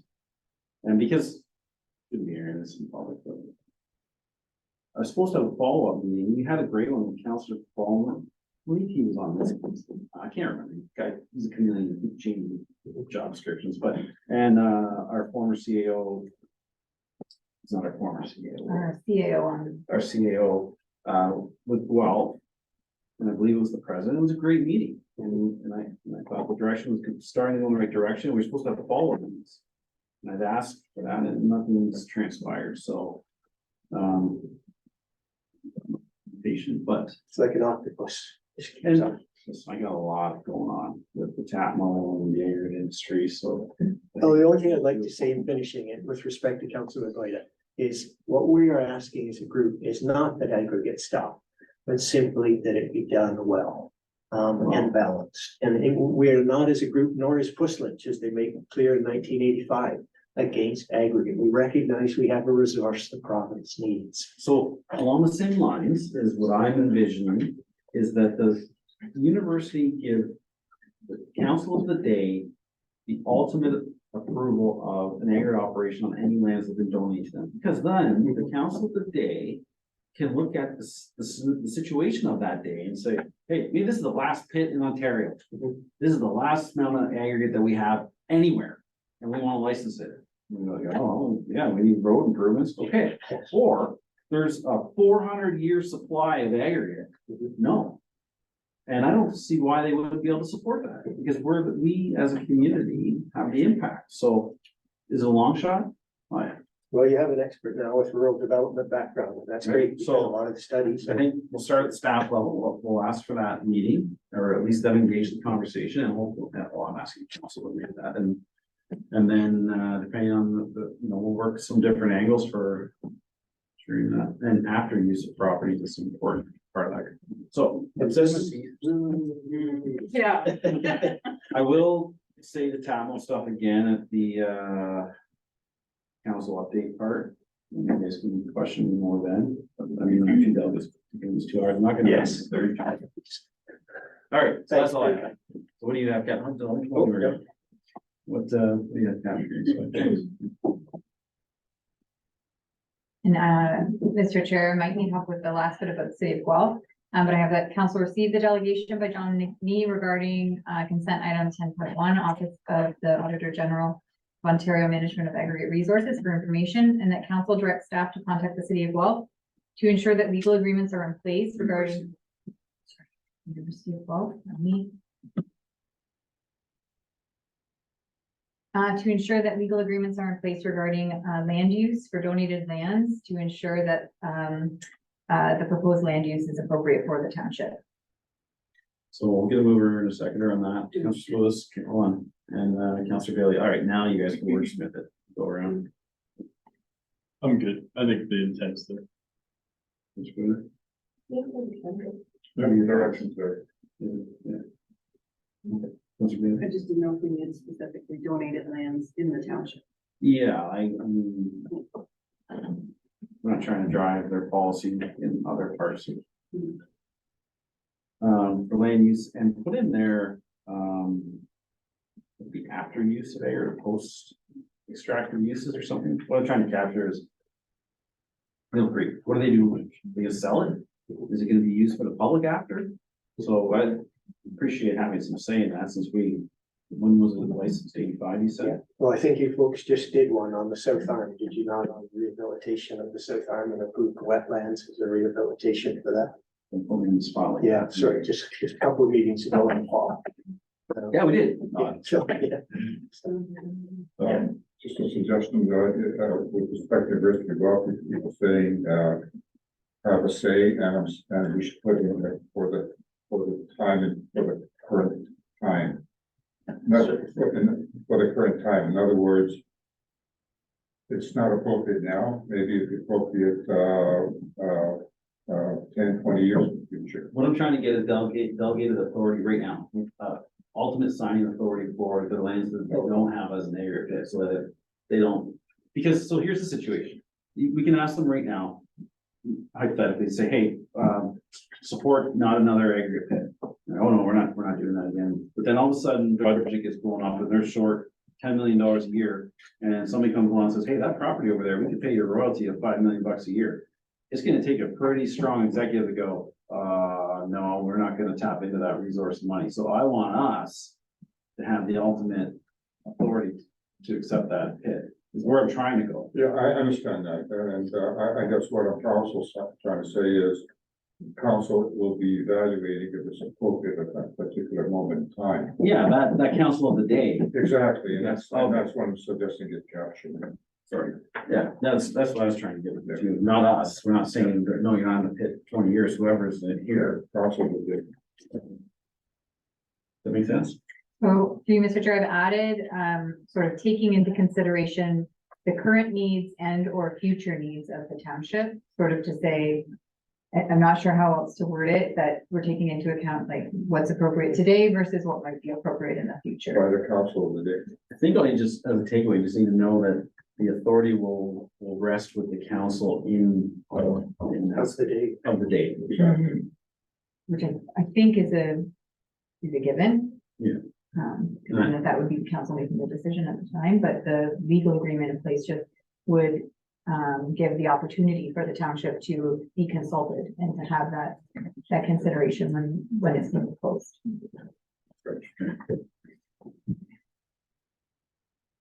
I don't even know if we can hold them to something like that, but Mosquitoes. it's worth an ask. All right, Councilor Bailey?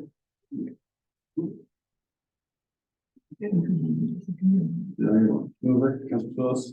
Councilor Bailey? Okay. All right. Hey, who, anything bad? Just kidding, just, I just want to make it feel comfortable on the spot. I think it's working. That's nice. Makes sense. Okay, all in favor? Carry. Thank you. Thanks, John, appreciate it. All right, we have Stan. Yeah, let's do it. Do we need to change the order the appropriate way? What time is close scheduled for? And we don't have it scheduled, so you can, it says directly following the announcement. Use that up. Council, we have staff here, your experts here, we can maybe, you can go. Let's get a resolution to go, move up The council approved a revision to the order of business to advance the closed session to immediately following the delegation. Councilor Bailey's moving that. Which close, any concerns, all in favor? Okay. I'm gonna de-water it into it. I'm not. So you're on the close? Yeah. Gotta let him know. Do you want to break for a second? Because we should read. Right now, we're live. Oh, yeah, we'll read it. Okay. Or do we want to break first? Let's go, let's just read it, yeah.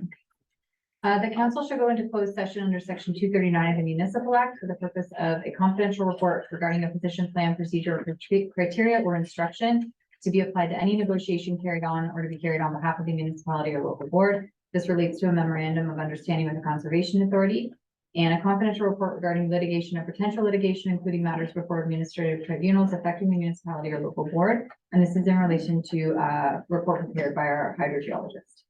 Gonna move for that, Councilor Hurst, second by Councilor Goida, all in favor? Getting very close, right? This way, Fox, you have some resolutions coming out of closed. Yes, the council moves into open session at 1:24 p.m. Gonna move for that, Councilor Bailey, Councilor Hurst, all in favor? Carried.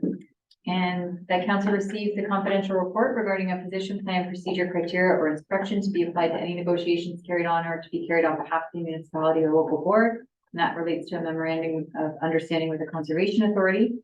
And confidential report regarding litigation or potential litigation, including matters before administrative tribunals and affecting the municipality or local board. And that related to a hydrogeology report, and that staff proceed as directed. All right, you move for that, please. Councilor Goida, second Councilor Stoulis, any questions, comments, because there can't be. All in favor? Carried. And that's it. recessing. All right, we'll recess until 2 p.m.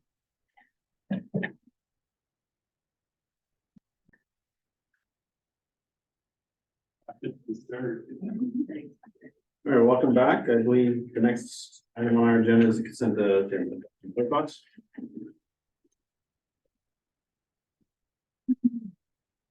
The consent agenda items will be listed for the January 10th, 2023 council meeting be received for information. Remove for that, please. Councilor Spillis, seconded. Councilor Bailey, any items you'd like removed from that?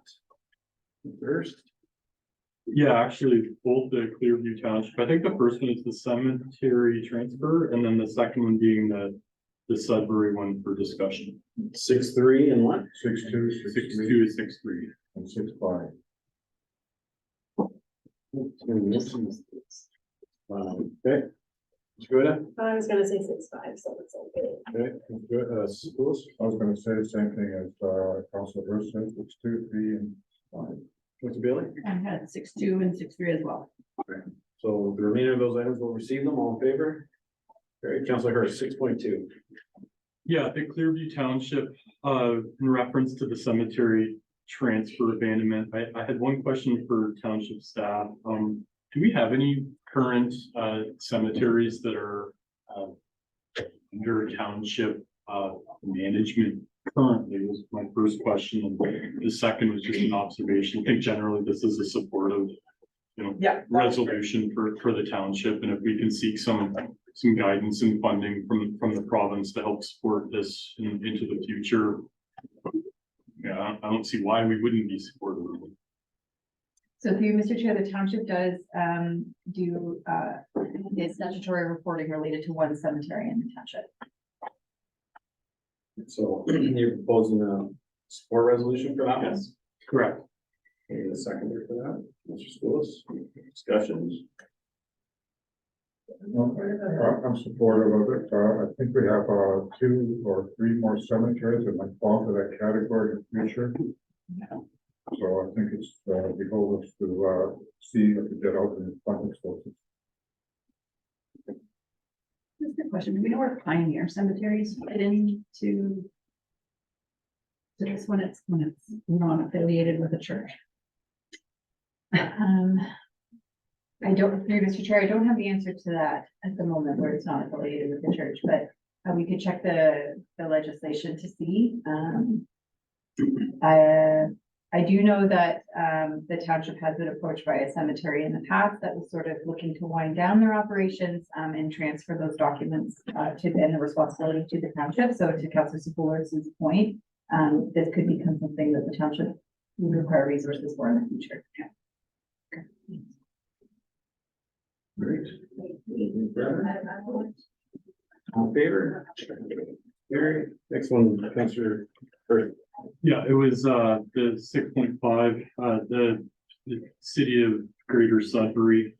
I think good lesson learned from their unfortunate experience around an occupational health and safety incident. I guess maybe the action for staff would just to be ensuring that we have appropriate legal language in future agreements that the township engages in, and I think at a larger level to support the city of Sudbury's endeavors to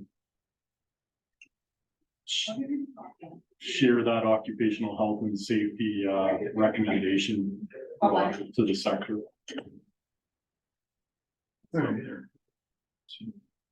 I guess I'll take that as move and you can capture that to the second. Councilor Spillis, comments? Councilor, go ahead. Yeah, I agree 100%. I agree. My previous life has always been the contract documents are written such that the contractor is responsible for the site and his employees.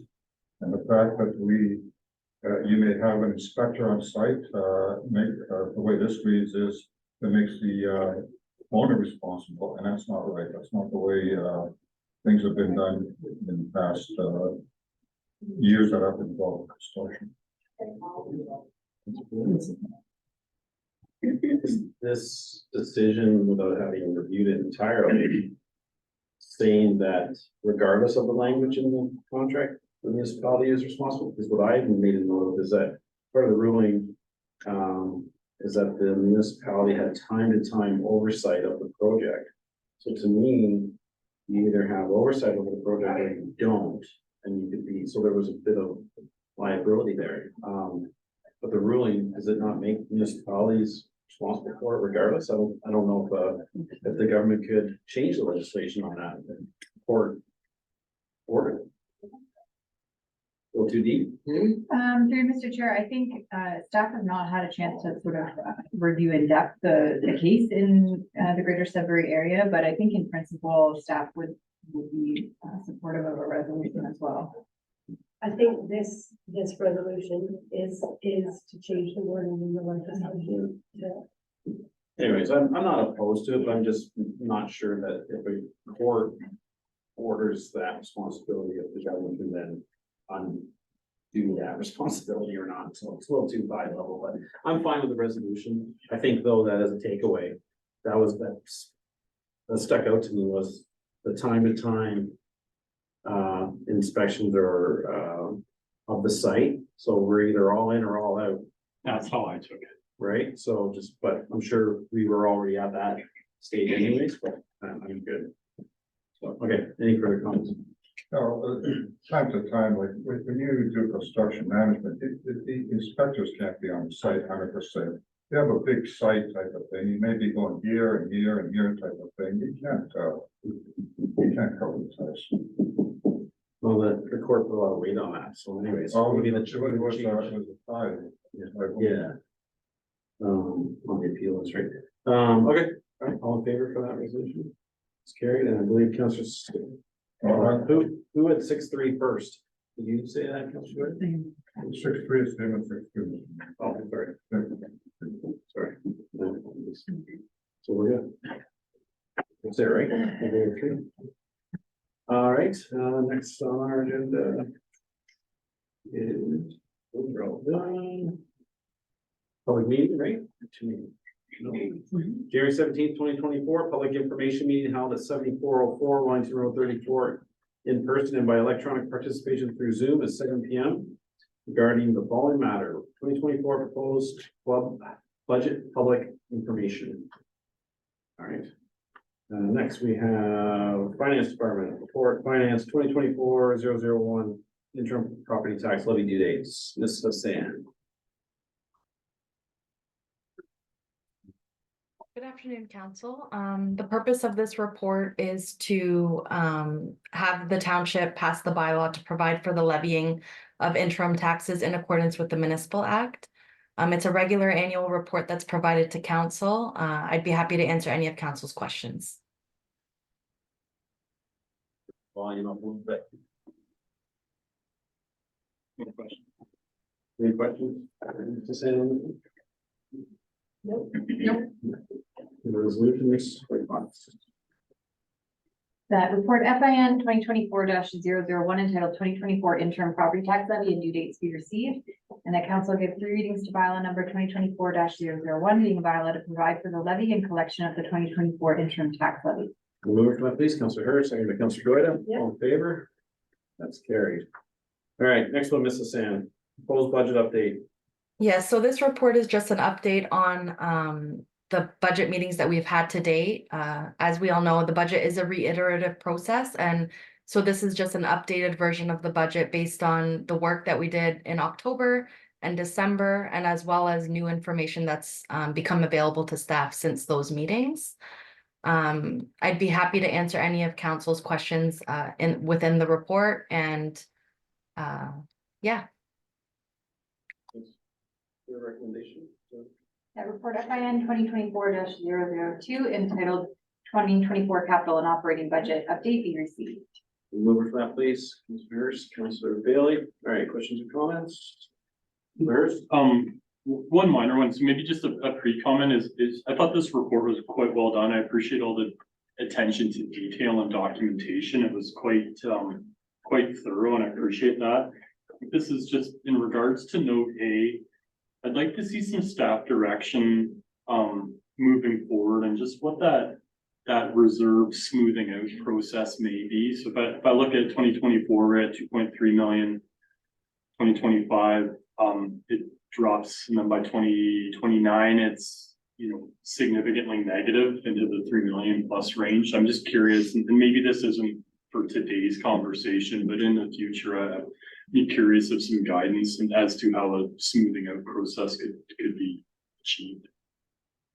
So one of the tasks that we did do as part of this capital budget and forecast was that we did refine some of the capital cost estimates for our public works road rehabilitation projects that were noted in the roads management plan. And so we had previously provided a forecasted balance in that reserve in October based on the cost estimates that were provided in the roads management plan in October. Based on the refining of those cost estimates, the balance in the reserve is looking better than what was presented in October. But I do agree that we should be reporting back on this after this budget is complete, just regarding how we can get the balance within the target balance of 2 million and 4 million within the forecast period. 2024 is within that target balance, which is a good thing. But I do agree that over the forecast period, we will need to look at the balance in this reserve and determine a strategy to get that within the 2 to 4 million target balance. And I'm satisfied with that answer. I think it was more just that there's going to be a strategy in place. I'll leave it there. Anything else, Gordon? Maybe just, I do have a question that is maybe not necessarily affecting the 2024 budget, but I'm not sure, I'm sure we probably were provided this information, but I don't know offhand what the current balance is in the gravel roads reserve. But just looking at the forecast over the next little while between 2024 and 2026, there will be over $1 million being put into that reserve over the next few years. So just in terms of future planning, it would be really great to plan to get another gravel road paved during at least this term of council. And I know that it does take time to put the wheels in motion to get that work done. So I'm just wondering if it makes sense to make a note now or even a resolution that we start looking at planning for that when we start the 2025 budget deliberations next year. I'm not sure if that is appropriate or if there's a different strategy in place. I'm not sure. Was there not a previous resolution from council for staff to report back on candidate roads to pave for this term? Through Mr. Chair, I believe there was, I think we can refer back to that. Okay. But so along the same lines. Yes. Bring some options. Perfect. Okay. So Unless Mr. Fowler, is there anything you want to add to that?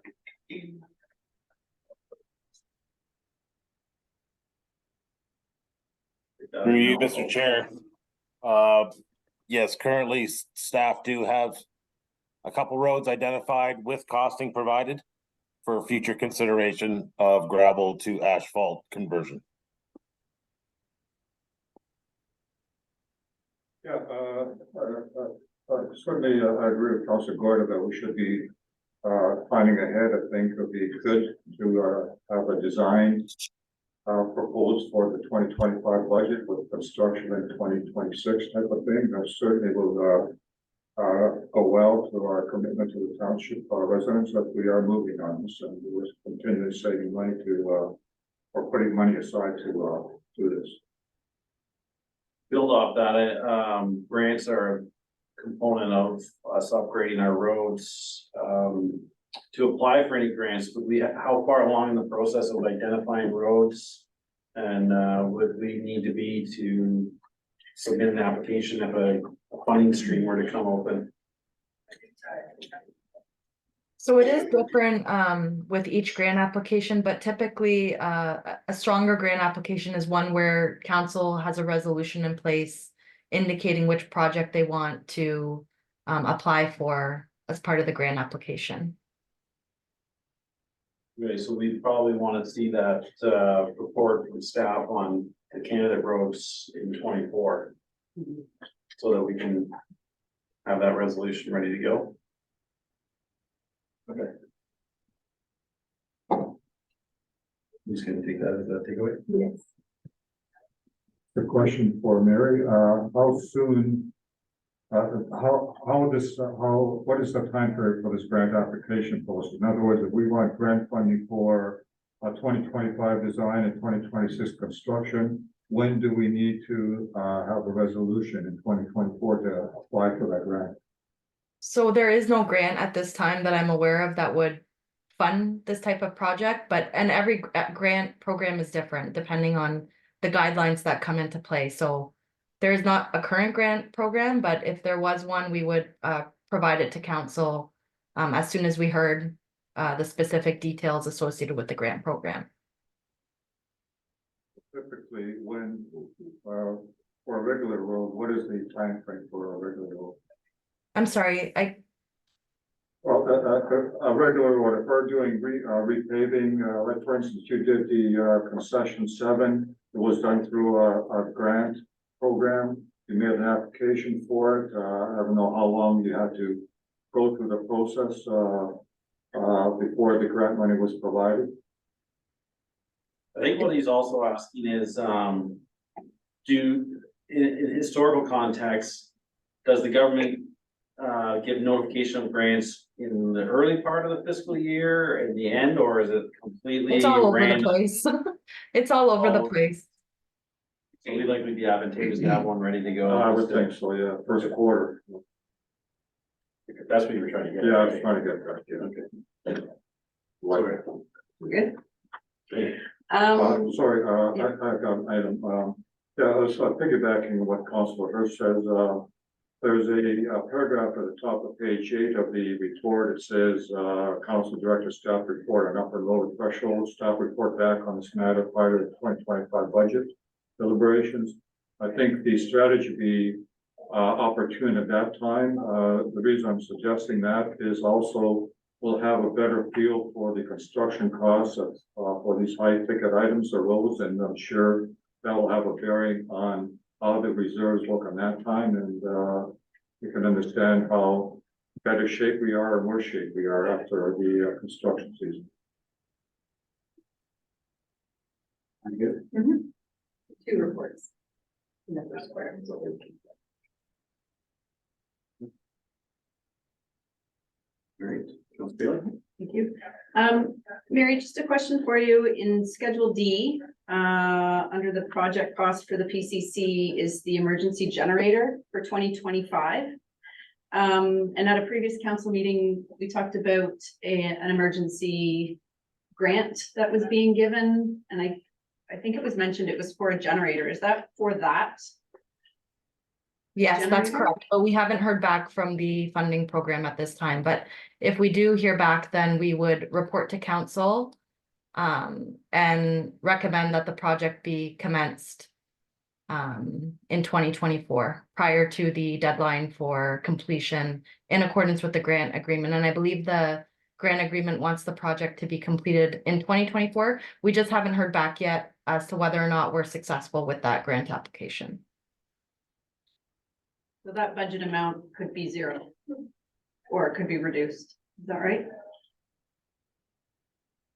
Well, it would still show up in the forecast, but it would be fully grant funded if we were successful. Okay, great. And I just had a second question.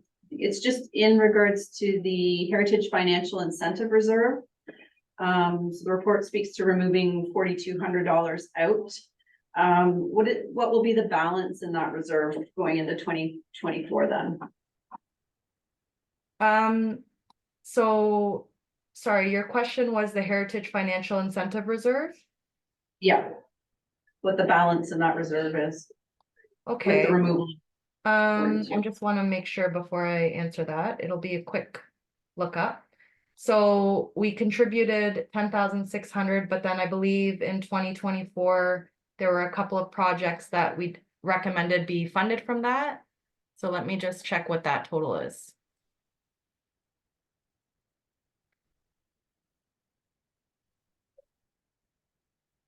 So 10,600 minus 4,200.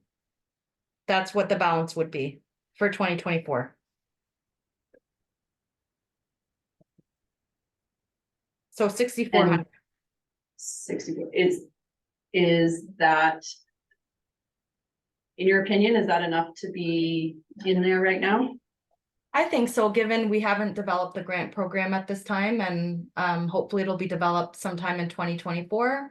And then we'll have another contribution into that reserve in 2025. So I think that should be sufficient, but I'll ask Ms. White Fox to just add to that. Through you, Mr. Chair, I agree. The Director of Finance. Is that topic on the heritage agenda for the upcoming year? So through you, Mr. Chair, our committee coordinator just published that report in the agenda that went out on Monday, I believe. Great. Yeah, I haven't looked at it Yeah, yet. good meeting. Okay, great, thank you. No problem. Is for any further questions? Reverse second. I do. All right, all in favor? That's carried. I believe we're on to admin and the conference and delegations for court. It's just. Through you, Mr. Chair, this report is to provide council with a schedule of registrations for the 2024 Roma, AMO, OGRA, and FCM conferences, including highlighting delegation opportunities. Staff will bring this report back when dates are known for delegation opportunities in order to determine delegation requests. Just an update with respect to the Roma delegation request from council. Unfortunately, we did receive correspondence that the township's delegation request was not accepted. I'm happy to answer any questions.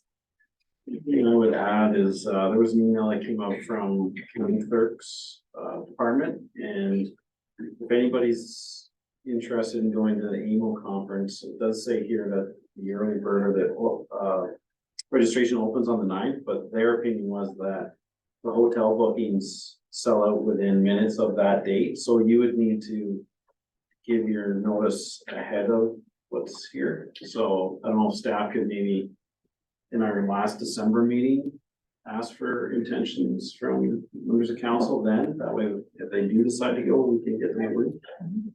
And just take a look at the other dates too, and make sure that we're, I don't know. And again, I'm just going from what the clerk email said. Okay. I'm gonna move over and second to receive that report. Councilor Bailey, any questions or comments? Go ahead, Councilor Bailey. Just a question. I mean, these are the main conferences that we're aware of that are available. I'm just wondering if staff can also be maybe flagging any other conferences that might be relevant to the different committees. If there's a heritage committee or a recreational committee, or we've got the youth one coming up, so that's not in here. But I didn't know if we were limited to just conferences that are big, or sort of how this list gets compiled, if we can expand it to include relevant committee conferences or stuff. Can you comment on that? So through you, Mr. Chair, the conferences, approved conferences are noted within the budget. For our committees, we sometimes leave that a little open-ended as to what conferences, but the number that they can attend is incorporated into budget. So staff sort of keep an eye over the course of the year, feedback from our committees or council, if we are looking into them ourselves, and then we sort of look at that at budget time. Thank you. Any further? All in favor? That's carried. All right, 9.3.2, Ms. White Fox, a resolution for that? Just, oh, I guess it would be at the end for second reading, or? It's, so it's that the presentation regarding the site alteration bylaw and road activity bylaw be received, and that council directs staff to incorporate council's feedback into the third reading of the draft bylaw to be considered by council at the February 7th, 2024 meeting. I don't know where to get any paper properly. Council Flores, Council Breda, all right. Very good. There was a presentation with this, if council would find it helpful, I can put it on the screen. There's less slides than there was last time. Sure.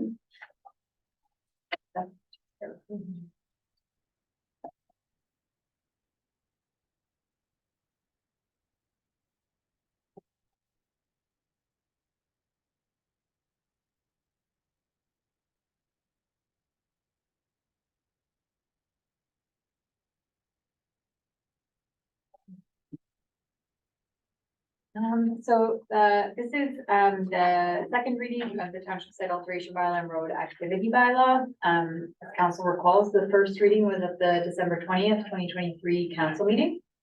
So at that meeting, staff, took notes and collected feedback from council, and any feedback that was submitted from the public, and incorporated it to this second draft. So the proposed site alteration bylaw, so this is just a summary of the feedback, and staff recommendations. So the council feedback, replaced the title of the permit type standard with intermediate or medium, and so the staff recommendation was to change this to the word intermediate. So this has been noted throughout the bylaw.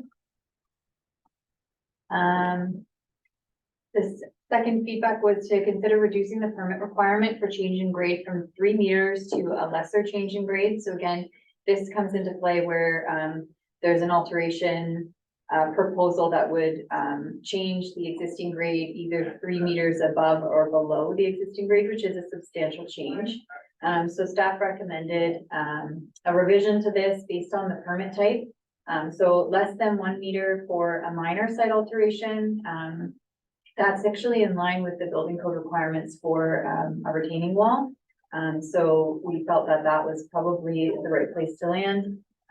Intermediate, we proposed 1.5 instead of 3 meters. This intermediate we felt was a good fit at 1.5. Our zoning bylaw references landscape buffering and berms of 1.5 meters as a minimum requirement. So we connected it to that. That's what we would require from certain developments. And then we get into the large and the major site alterations. And so this is where we did defer back to what our existing site alteration bylaw has. Both of these permit types require public notification and the potential for a large site alteration permit to come to council and the requirement for a major to come to council. So a large site alteration, less than 3 meters. So really we're looking from 1.5 to 3.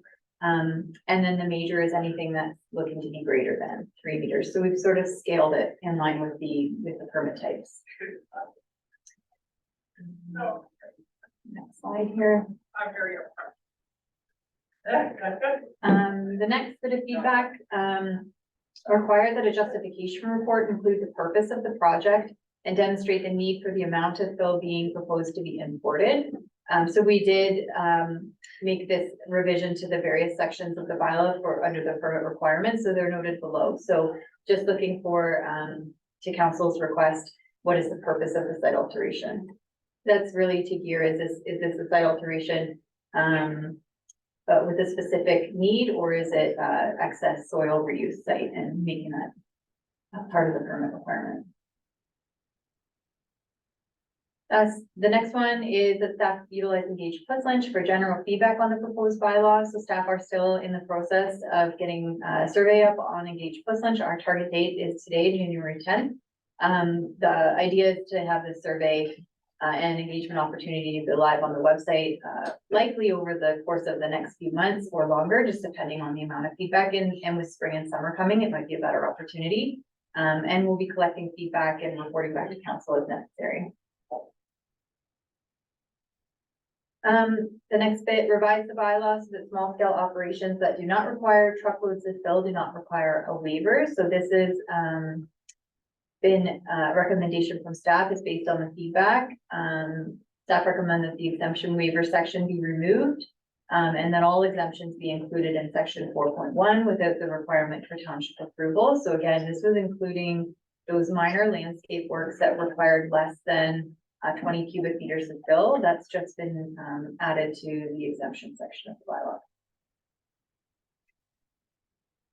Prohibit fill importation on prime agricultural lands. This item, as well as the one on the next slide, has not been incorporated into the bylaw. We're still working with the township solicitor on the best way to do this, and we'll report back at the February 7th meeting. So again, that's the same feedback and staff recommendation related to liquid fill. That a FAQ document to assist residents and applicants be created to determine when a permit or waiver is required. So staff will work on this once the bylaw has been approved, and those will be posted on our website. There's a lot of other helpful links and documents that can be posted as well. The definition of sand. So staff just note that this is referenced in the bylaw under the defined term of aggregate, as it references it back to the ARA definition to incorporate sand. So staff don't recommend adding this, specifically for sand, but it is noted there that it's captured. Consider changing the public information center to, public information meetings, so that has been done. Add BRAT to the definition, so this definition was in the bylaw, but without the abbreviation of BRAT. So that's been added just to ensure that the reader can connect, the beneficial reuse assessment tool to the abbreviation BRAT as it's referenced through the bylaw. The next, Schedule A, add the county's sustainable use of woodlands bylaw. So that's been added, and I will note that through discussions with the county, they are looking at updating that bylaw over the next year or so, so we'll keep an eye on that and update accordingly. This recommendation was more of a question around should a haul route permit be required for anything less than a minor alteration. So staff recommend, and again, this is in the proposed road activity bylaw, so just switching gears slightly, that section 10 of part 4 of the road activity bylaw be amended to give discretion to the Director of Public Works to require a haul route permit for exempt activities under the site alteration bylaw. The engagement opportunities remain the same. We have engaged with the county at this point. They know the bylaw is coming. We're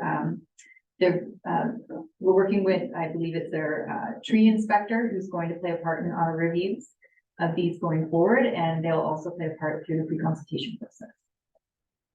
And our timelines are the same as the last time we reported to council. We're still on track, so that's a good thing. We plan on having the third reading of the bylaw back on February 7th.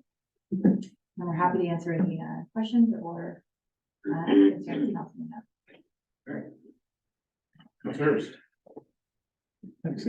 Good work on this. I think I'm glad to see it moving forward. I think a lot of my comments, probably I can do offline just to some track changes, but I think overall, I like to see a robust bylaw for large and excessive site alterations, which I think this does. I think my concern's too heavy of a word, but I think I want to make sure that it doesn't become onerous or irritating for landowners doing minor landscape projects and putting gravel in driveways and that type of thing. So I think for, in preparation for the third reading, I'll probably need to go through it again and just, do some scenario analysis of here's a scenario, how would this trigger through a decision tree type of thing. But overall, no technical questions here. I think I'm happy this is moving forward. So I'll leave it at that for today. Yeah, I just want to reiterate thanks to staff for continuing to work on modifying and incorporating all of our many comments and suggestions. I guess just in anticipation, I'm unfortunately not able to make it to the next meeting, so I'm just going to try and lay out a couple comments now. In regards to the site alteration bylaw, I had circulated one question in advance about trying to make space for, as Councillor Hurst alluded to, sort of simple maintenance projects like adding gravel to a driveway. That may require more than 2 truckloads, but are still very low risk. If someone has a really, really long driveway, they may require more than 2 loads. But staff did provide a response, and I understand that there's some discretion built into the bylaw, so I can appreciate that. Maybe we just need to work through some of these examples and have the bylaw in place for a little bit to see how they kind of all play out. But just touching on that, sorry, at our previous meeting in December, it was mentioned that we'll kind of monitor the sort of effectiveness of what works well and what maybe needs further review in the course of 1 year. And I agree with that approach.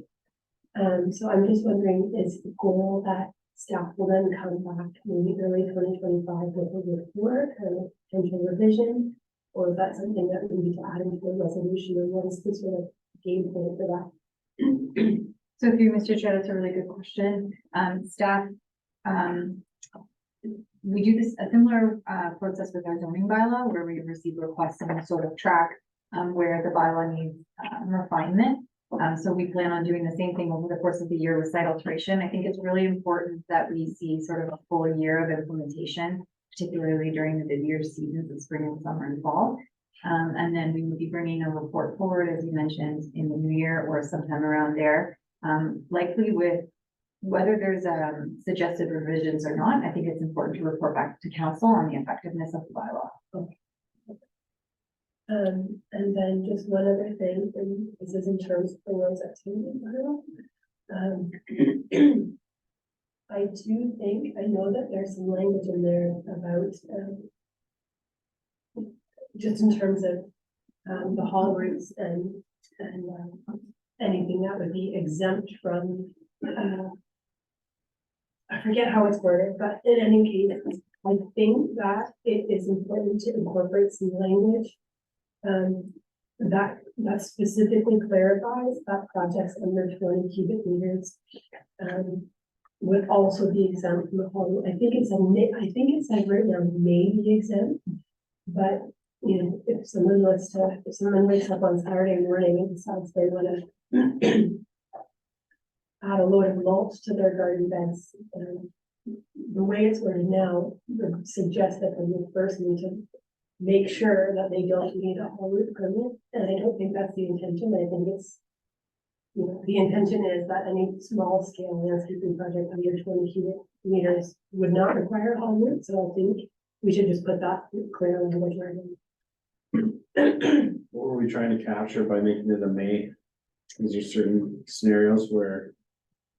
Yes, so through Mr. Chair, the exemption section in the site alteration bylaw has a list of exemptions. It's not just small scale alterations that require 1200 cubic meters. It's, you know, the site alteration bylaw exempts aggregate activities, it exempts building permits, things like that. And the township does want to be in a position to require a haul route for certain circumstances related to building permits or aggregate activity. So by addressing what Councillor Goida is referencing, is that going to complicate our other positions? Through Mr. Chair, it doesn't complicate it. There'll be some language around specifically exempting a haul route permit related to fill importation of 20 cubic meters or less, and then we can somehow link the bylaw to that, to the site alteration bylaw. Yeah.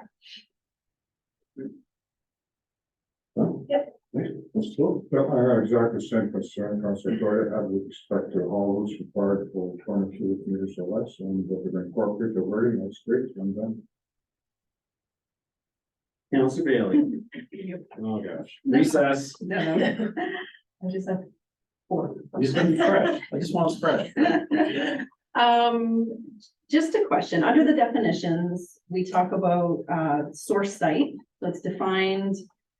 Source site means the property or properties from which the fill originated. So my question is, how is the history of where the fills come from? So when we reference properties, I can kind of assume that the fill has originated from somewhere, moved somewhere else, and then might end up in Puslinch. So when we're talking about the source sites of where it's come from, how can we verify, or how can I have comfort that we know the history of the many different transfer sites, and that the soil that we're receiving is not just from one location, but the history of it? So through Mr. Chair, it's a good question. Staff asked the same question earlier on in the process as we worked through this with our technical soil experts and our environmental lawyer. Now, the definition of source site is something that the township has developed on its own. So that definition, and it does reference the applicable regulation. We felt it was also important to include that in our bylaws so we could reference that in permit requirements. Knowing that it is something that is tracked by the province through their registry for soil movement. Now that depends on the amount of fill being moved, and there's different requirements for the amount of fill for the registry.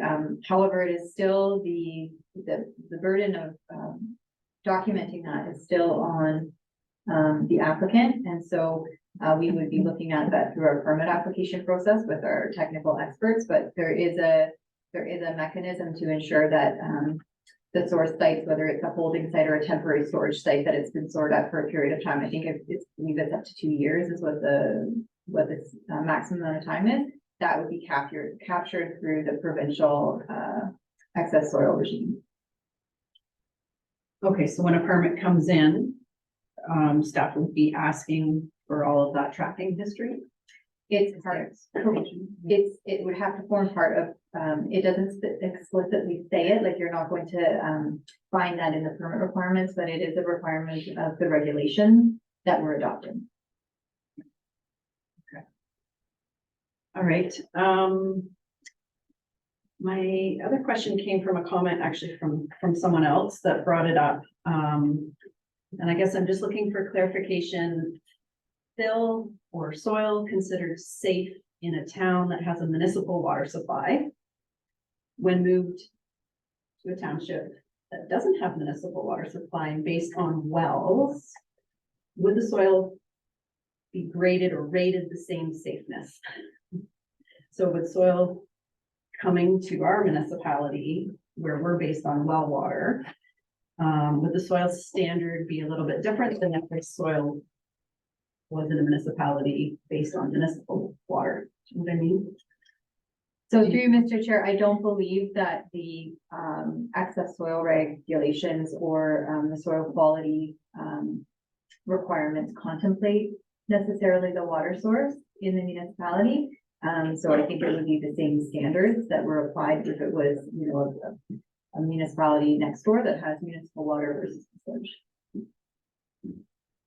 Because in my mind, I would think that if you're on a municipal water supply, you might have an extra layer of security that maybe, well, wouldn't have, but anyway. They have, administrator has tables, type table 1, or condition, table 2, that condition, basically, Regardless of what. regardless of where it's. See, and I think there's a difference.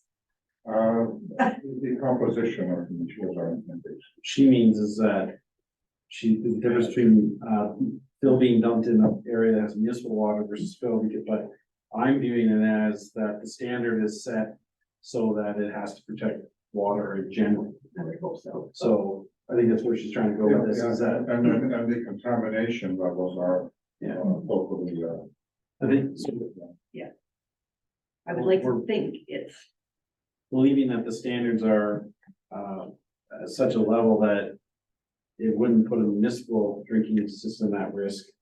So conversely, it wouldn't put ours, because a well is a well is a well. yes, just some water's treated and whether that makes a difference or not, I'm not sure. I didn't see any answer to that concern. I didn't see a reference anywhere or recognize anywhere that there was a difference. So anyway, okay, just a note to staff, I noticed that the Schedule C still says standard and hasn't been changed to intermediate, so if we can make that consistent. And then I guess just in general, I mean, the ultimate goal of this bill bylaw is not to inconvenience our residents to have to go get permits, to have to, you know, for putting gravel or anything on their driveway. It's to essentially to ensure that our water doesn't become contaminated. That's, you know, that's ultimately the main concern. So I guess I'm just gonna ask staff, can you just comment on sort of what comfort can I draw from the bylaw that takes us through the different steps to ensure that the water is not going to get contaminated? So through you, Mr. Chair, the bylaw has been drafted to, adopt or mirror the provincial regime around excess soil and soil management. So I think there can be some comfort taken in that our bylaw is adopting best practices set out by the province. In addition, this bylaw sort of strengthens our permitting process. So our permitting, while we're adopting a provincial sort of standard in terms of the soil quality, the township is putting in place a more stringent permitting process. So our requirements are more stringent. We have you know, a lower threshold requirement of fill where it triggers certain types of documents to be provided to the township than what the province has. So we're looking at sort of that tiered approach to permitting. So I think those two components make for a fairly strong regulating tool for the township to protect the water and the soil and the environment in general.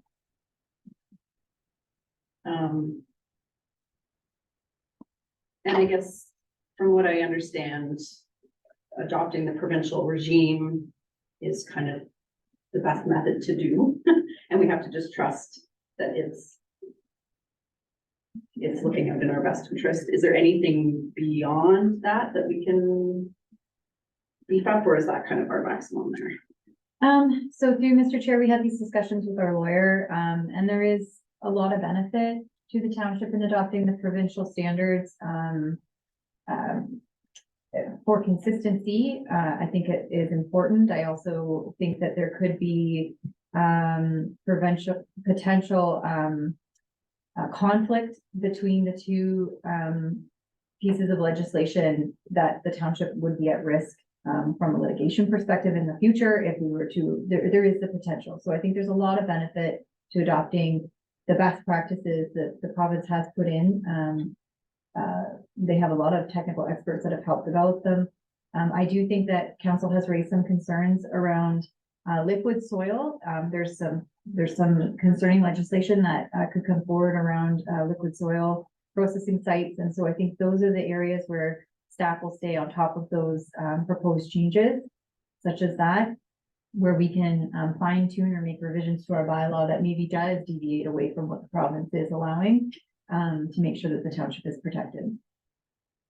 Okay, but yeah, I look forward to hearing what those comments are, so that's great.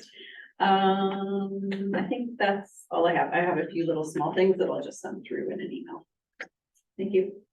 All right, all in favor?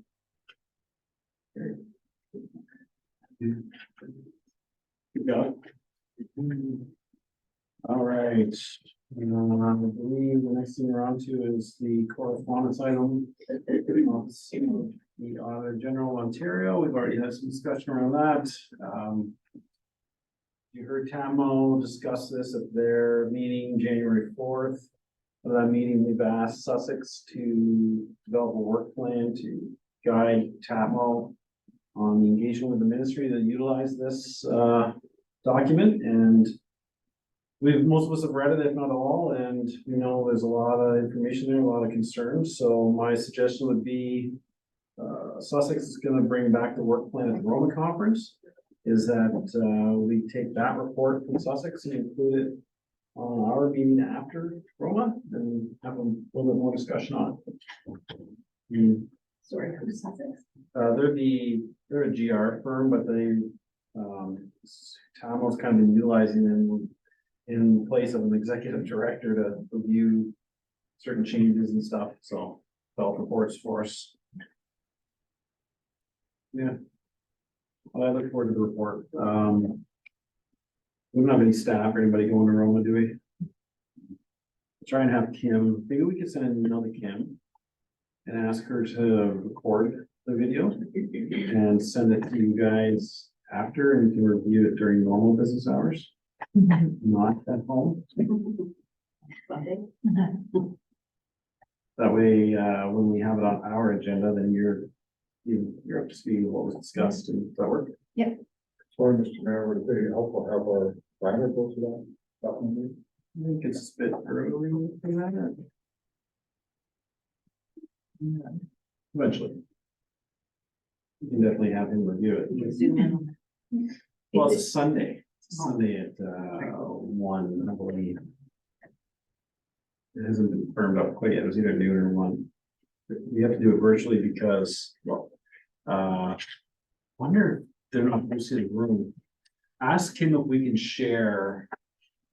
You mind? Ask him if we can share the Zoom link, because the host hotel didn't have a room for us, so we have to go virtually.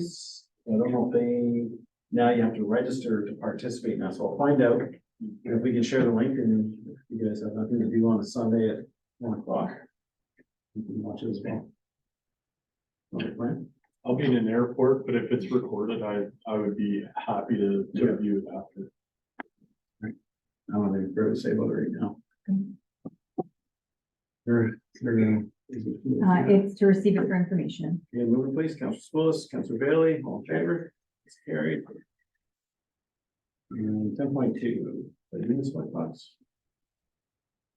So through Mr. Chair, this is the Grand River Conservation Authority municipal apportionment and budget information from their meeting. It's on council's agenda for information. Okay, we'll move that, Councilor Goida, Yep. Councilor Bailey, any questions or comments? Question. Oh, go ahead. I noticed in the report somewhere in the budget that they had a section under special projects. And it seems to me like maybe a Puss Lynch Lake boardwalk could be a really great special project that could be on there. I guess I'm just wondering, first of all, follow up on any conversations or anything we've had with the GRCA on that topic. And if nothing or dead ending, I'm wondering how we could get a proposal like that on their list or on their radar. So through Mr. Chair, I don't have any updates to share at this time, but we can certainly reconvene with them. I do think they spent a lot of 2023 getting their MOUs together. And so it may be great to sort of re-engage in 2024. Great idea. Yeah, I would like that maybe brought forward, yeah. Any idea how we're gonna pay for that? Don't know, We'll conquer that when we get to it. find some grant Pretty sure they don't wanna pay for it. money trees. See what we can do. Speeding enforcement, I mean. Any other questions? No, did I give you a second for that yet? Okay, all in favor? That was carried. That's reports, their updates, I'll say it again. As you're aware, the former road superintendent passed away, Jim Howlett. His visitation is Sunday at 1:30 at the Social Community Center. I will be attending that. Our thoughts with his family. TAPMO letter, hopefully that will go soon, and we'll be canvassing our other top 10 producers of aggregate to gain financial support for the executive director position. What's going on? County budget meeting on Monday still was proposed at 4.6. Their OSIP funding was reduced by 500,000, so that was a 0.5% hit. That wasn't in the budget in December, because they just got up December, so but even with that reduction, they're at 4.6%. Those discussions will go through the committee meetings over the next 2 weeks. So it could go the other way too, but I mean, it could be moving either way, depending on what the committees opt. The OPP. Communications officer is still in the budget. It's a complicated issue if, the idea is they can't add, officers, not plain clothes, what do you call them, uniformed officers. So they have a uniformed officer doing this communication position, so the idea is to hire a civilian for the communications position, and that officer would then be able to do traffic duties as well as other assigned tasks as the officer. So hopefully that could translate into speeding enforcement throughout the county. What else can we? That's generally it. It's same discussions we're having up there. It's a tough budget year. So that's all I have, I guess. Any questions for? Right. And any updates from members of council? Oh, I guess we do them separate now.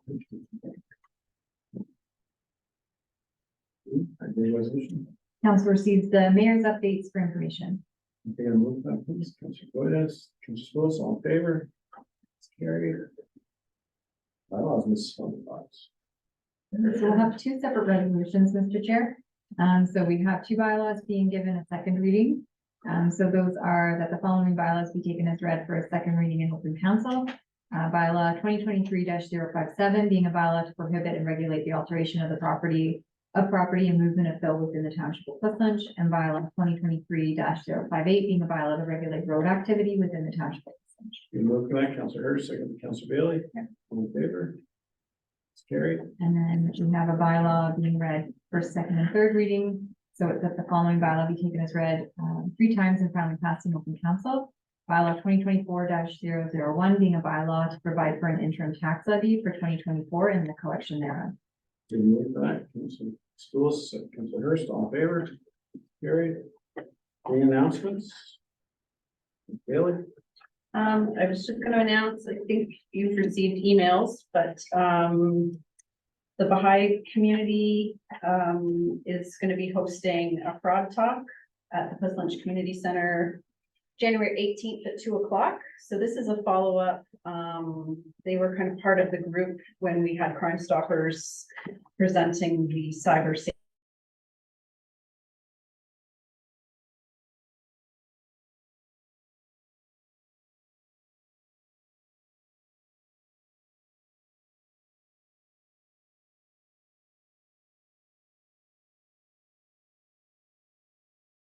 February 22nd, and it's called No Room for Hate. So that's another presentation that's been funded through the Ontario Ministry of the Solicitor General. So that's a programming that Crime Stop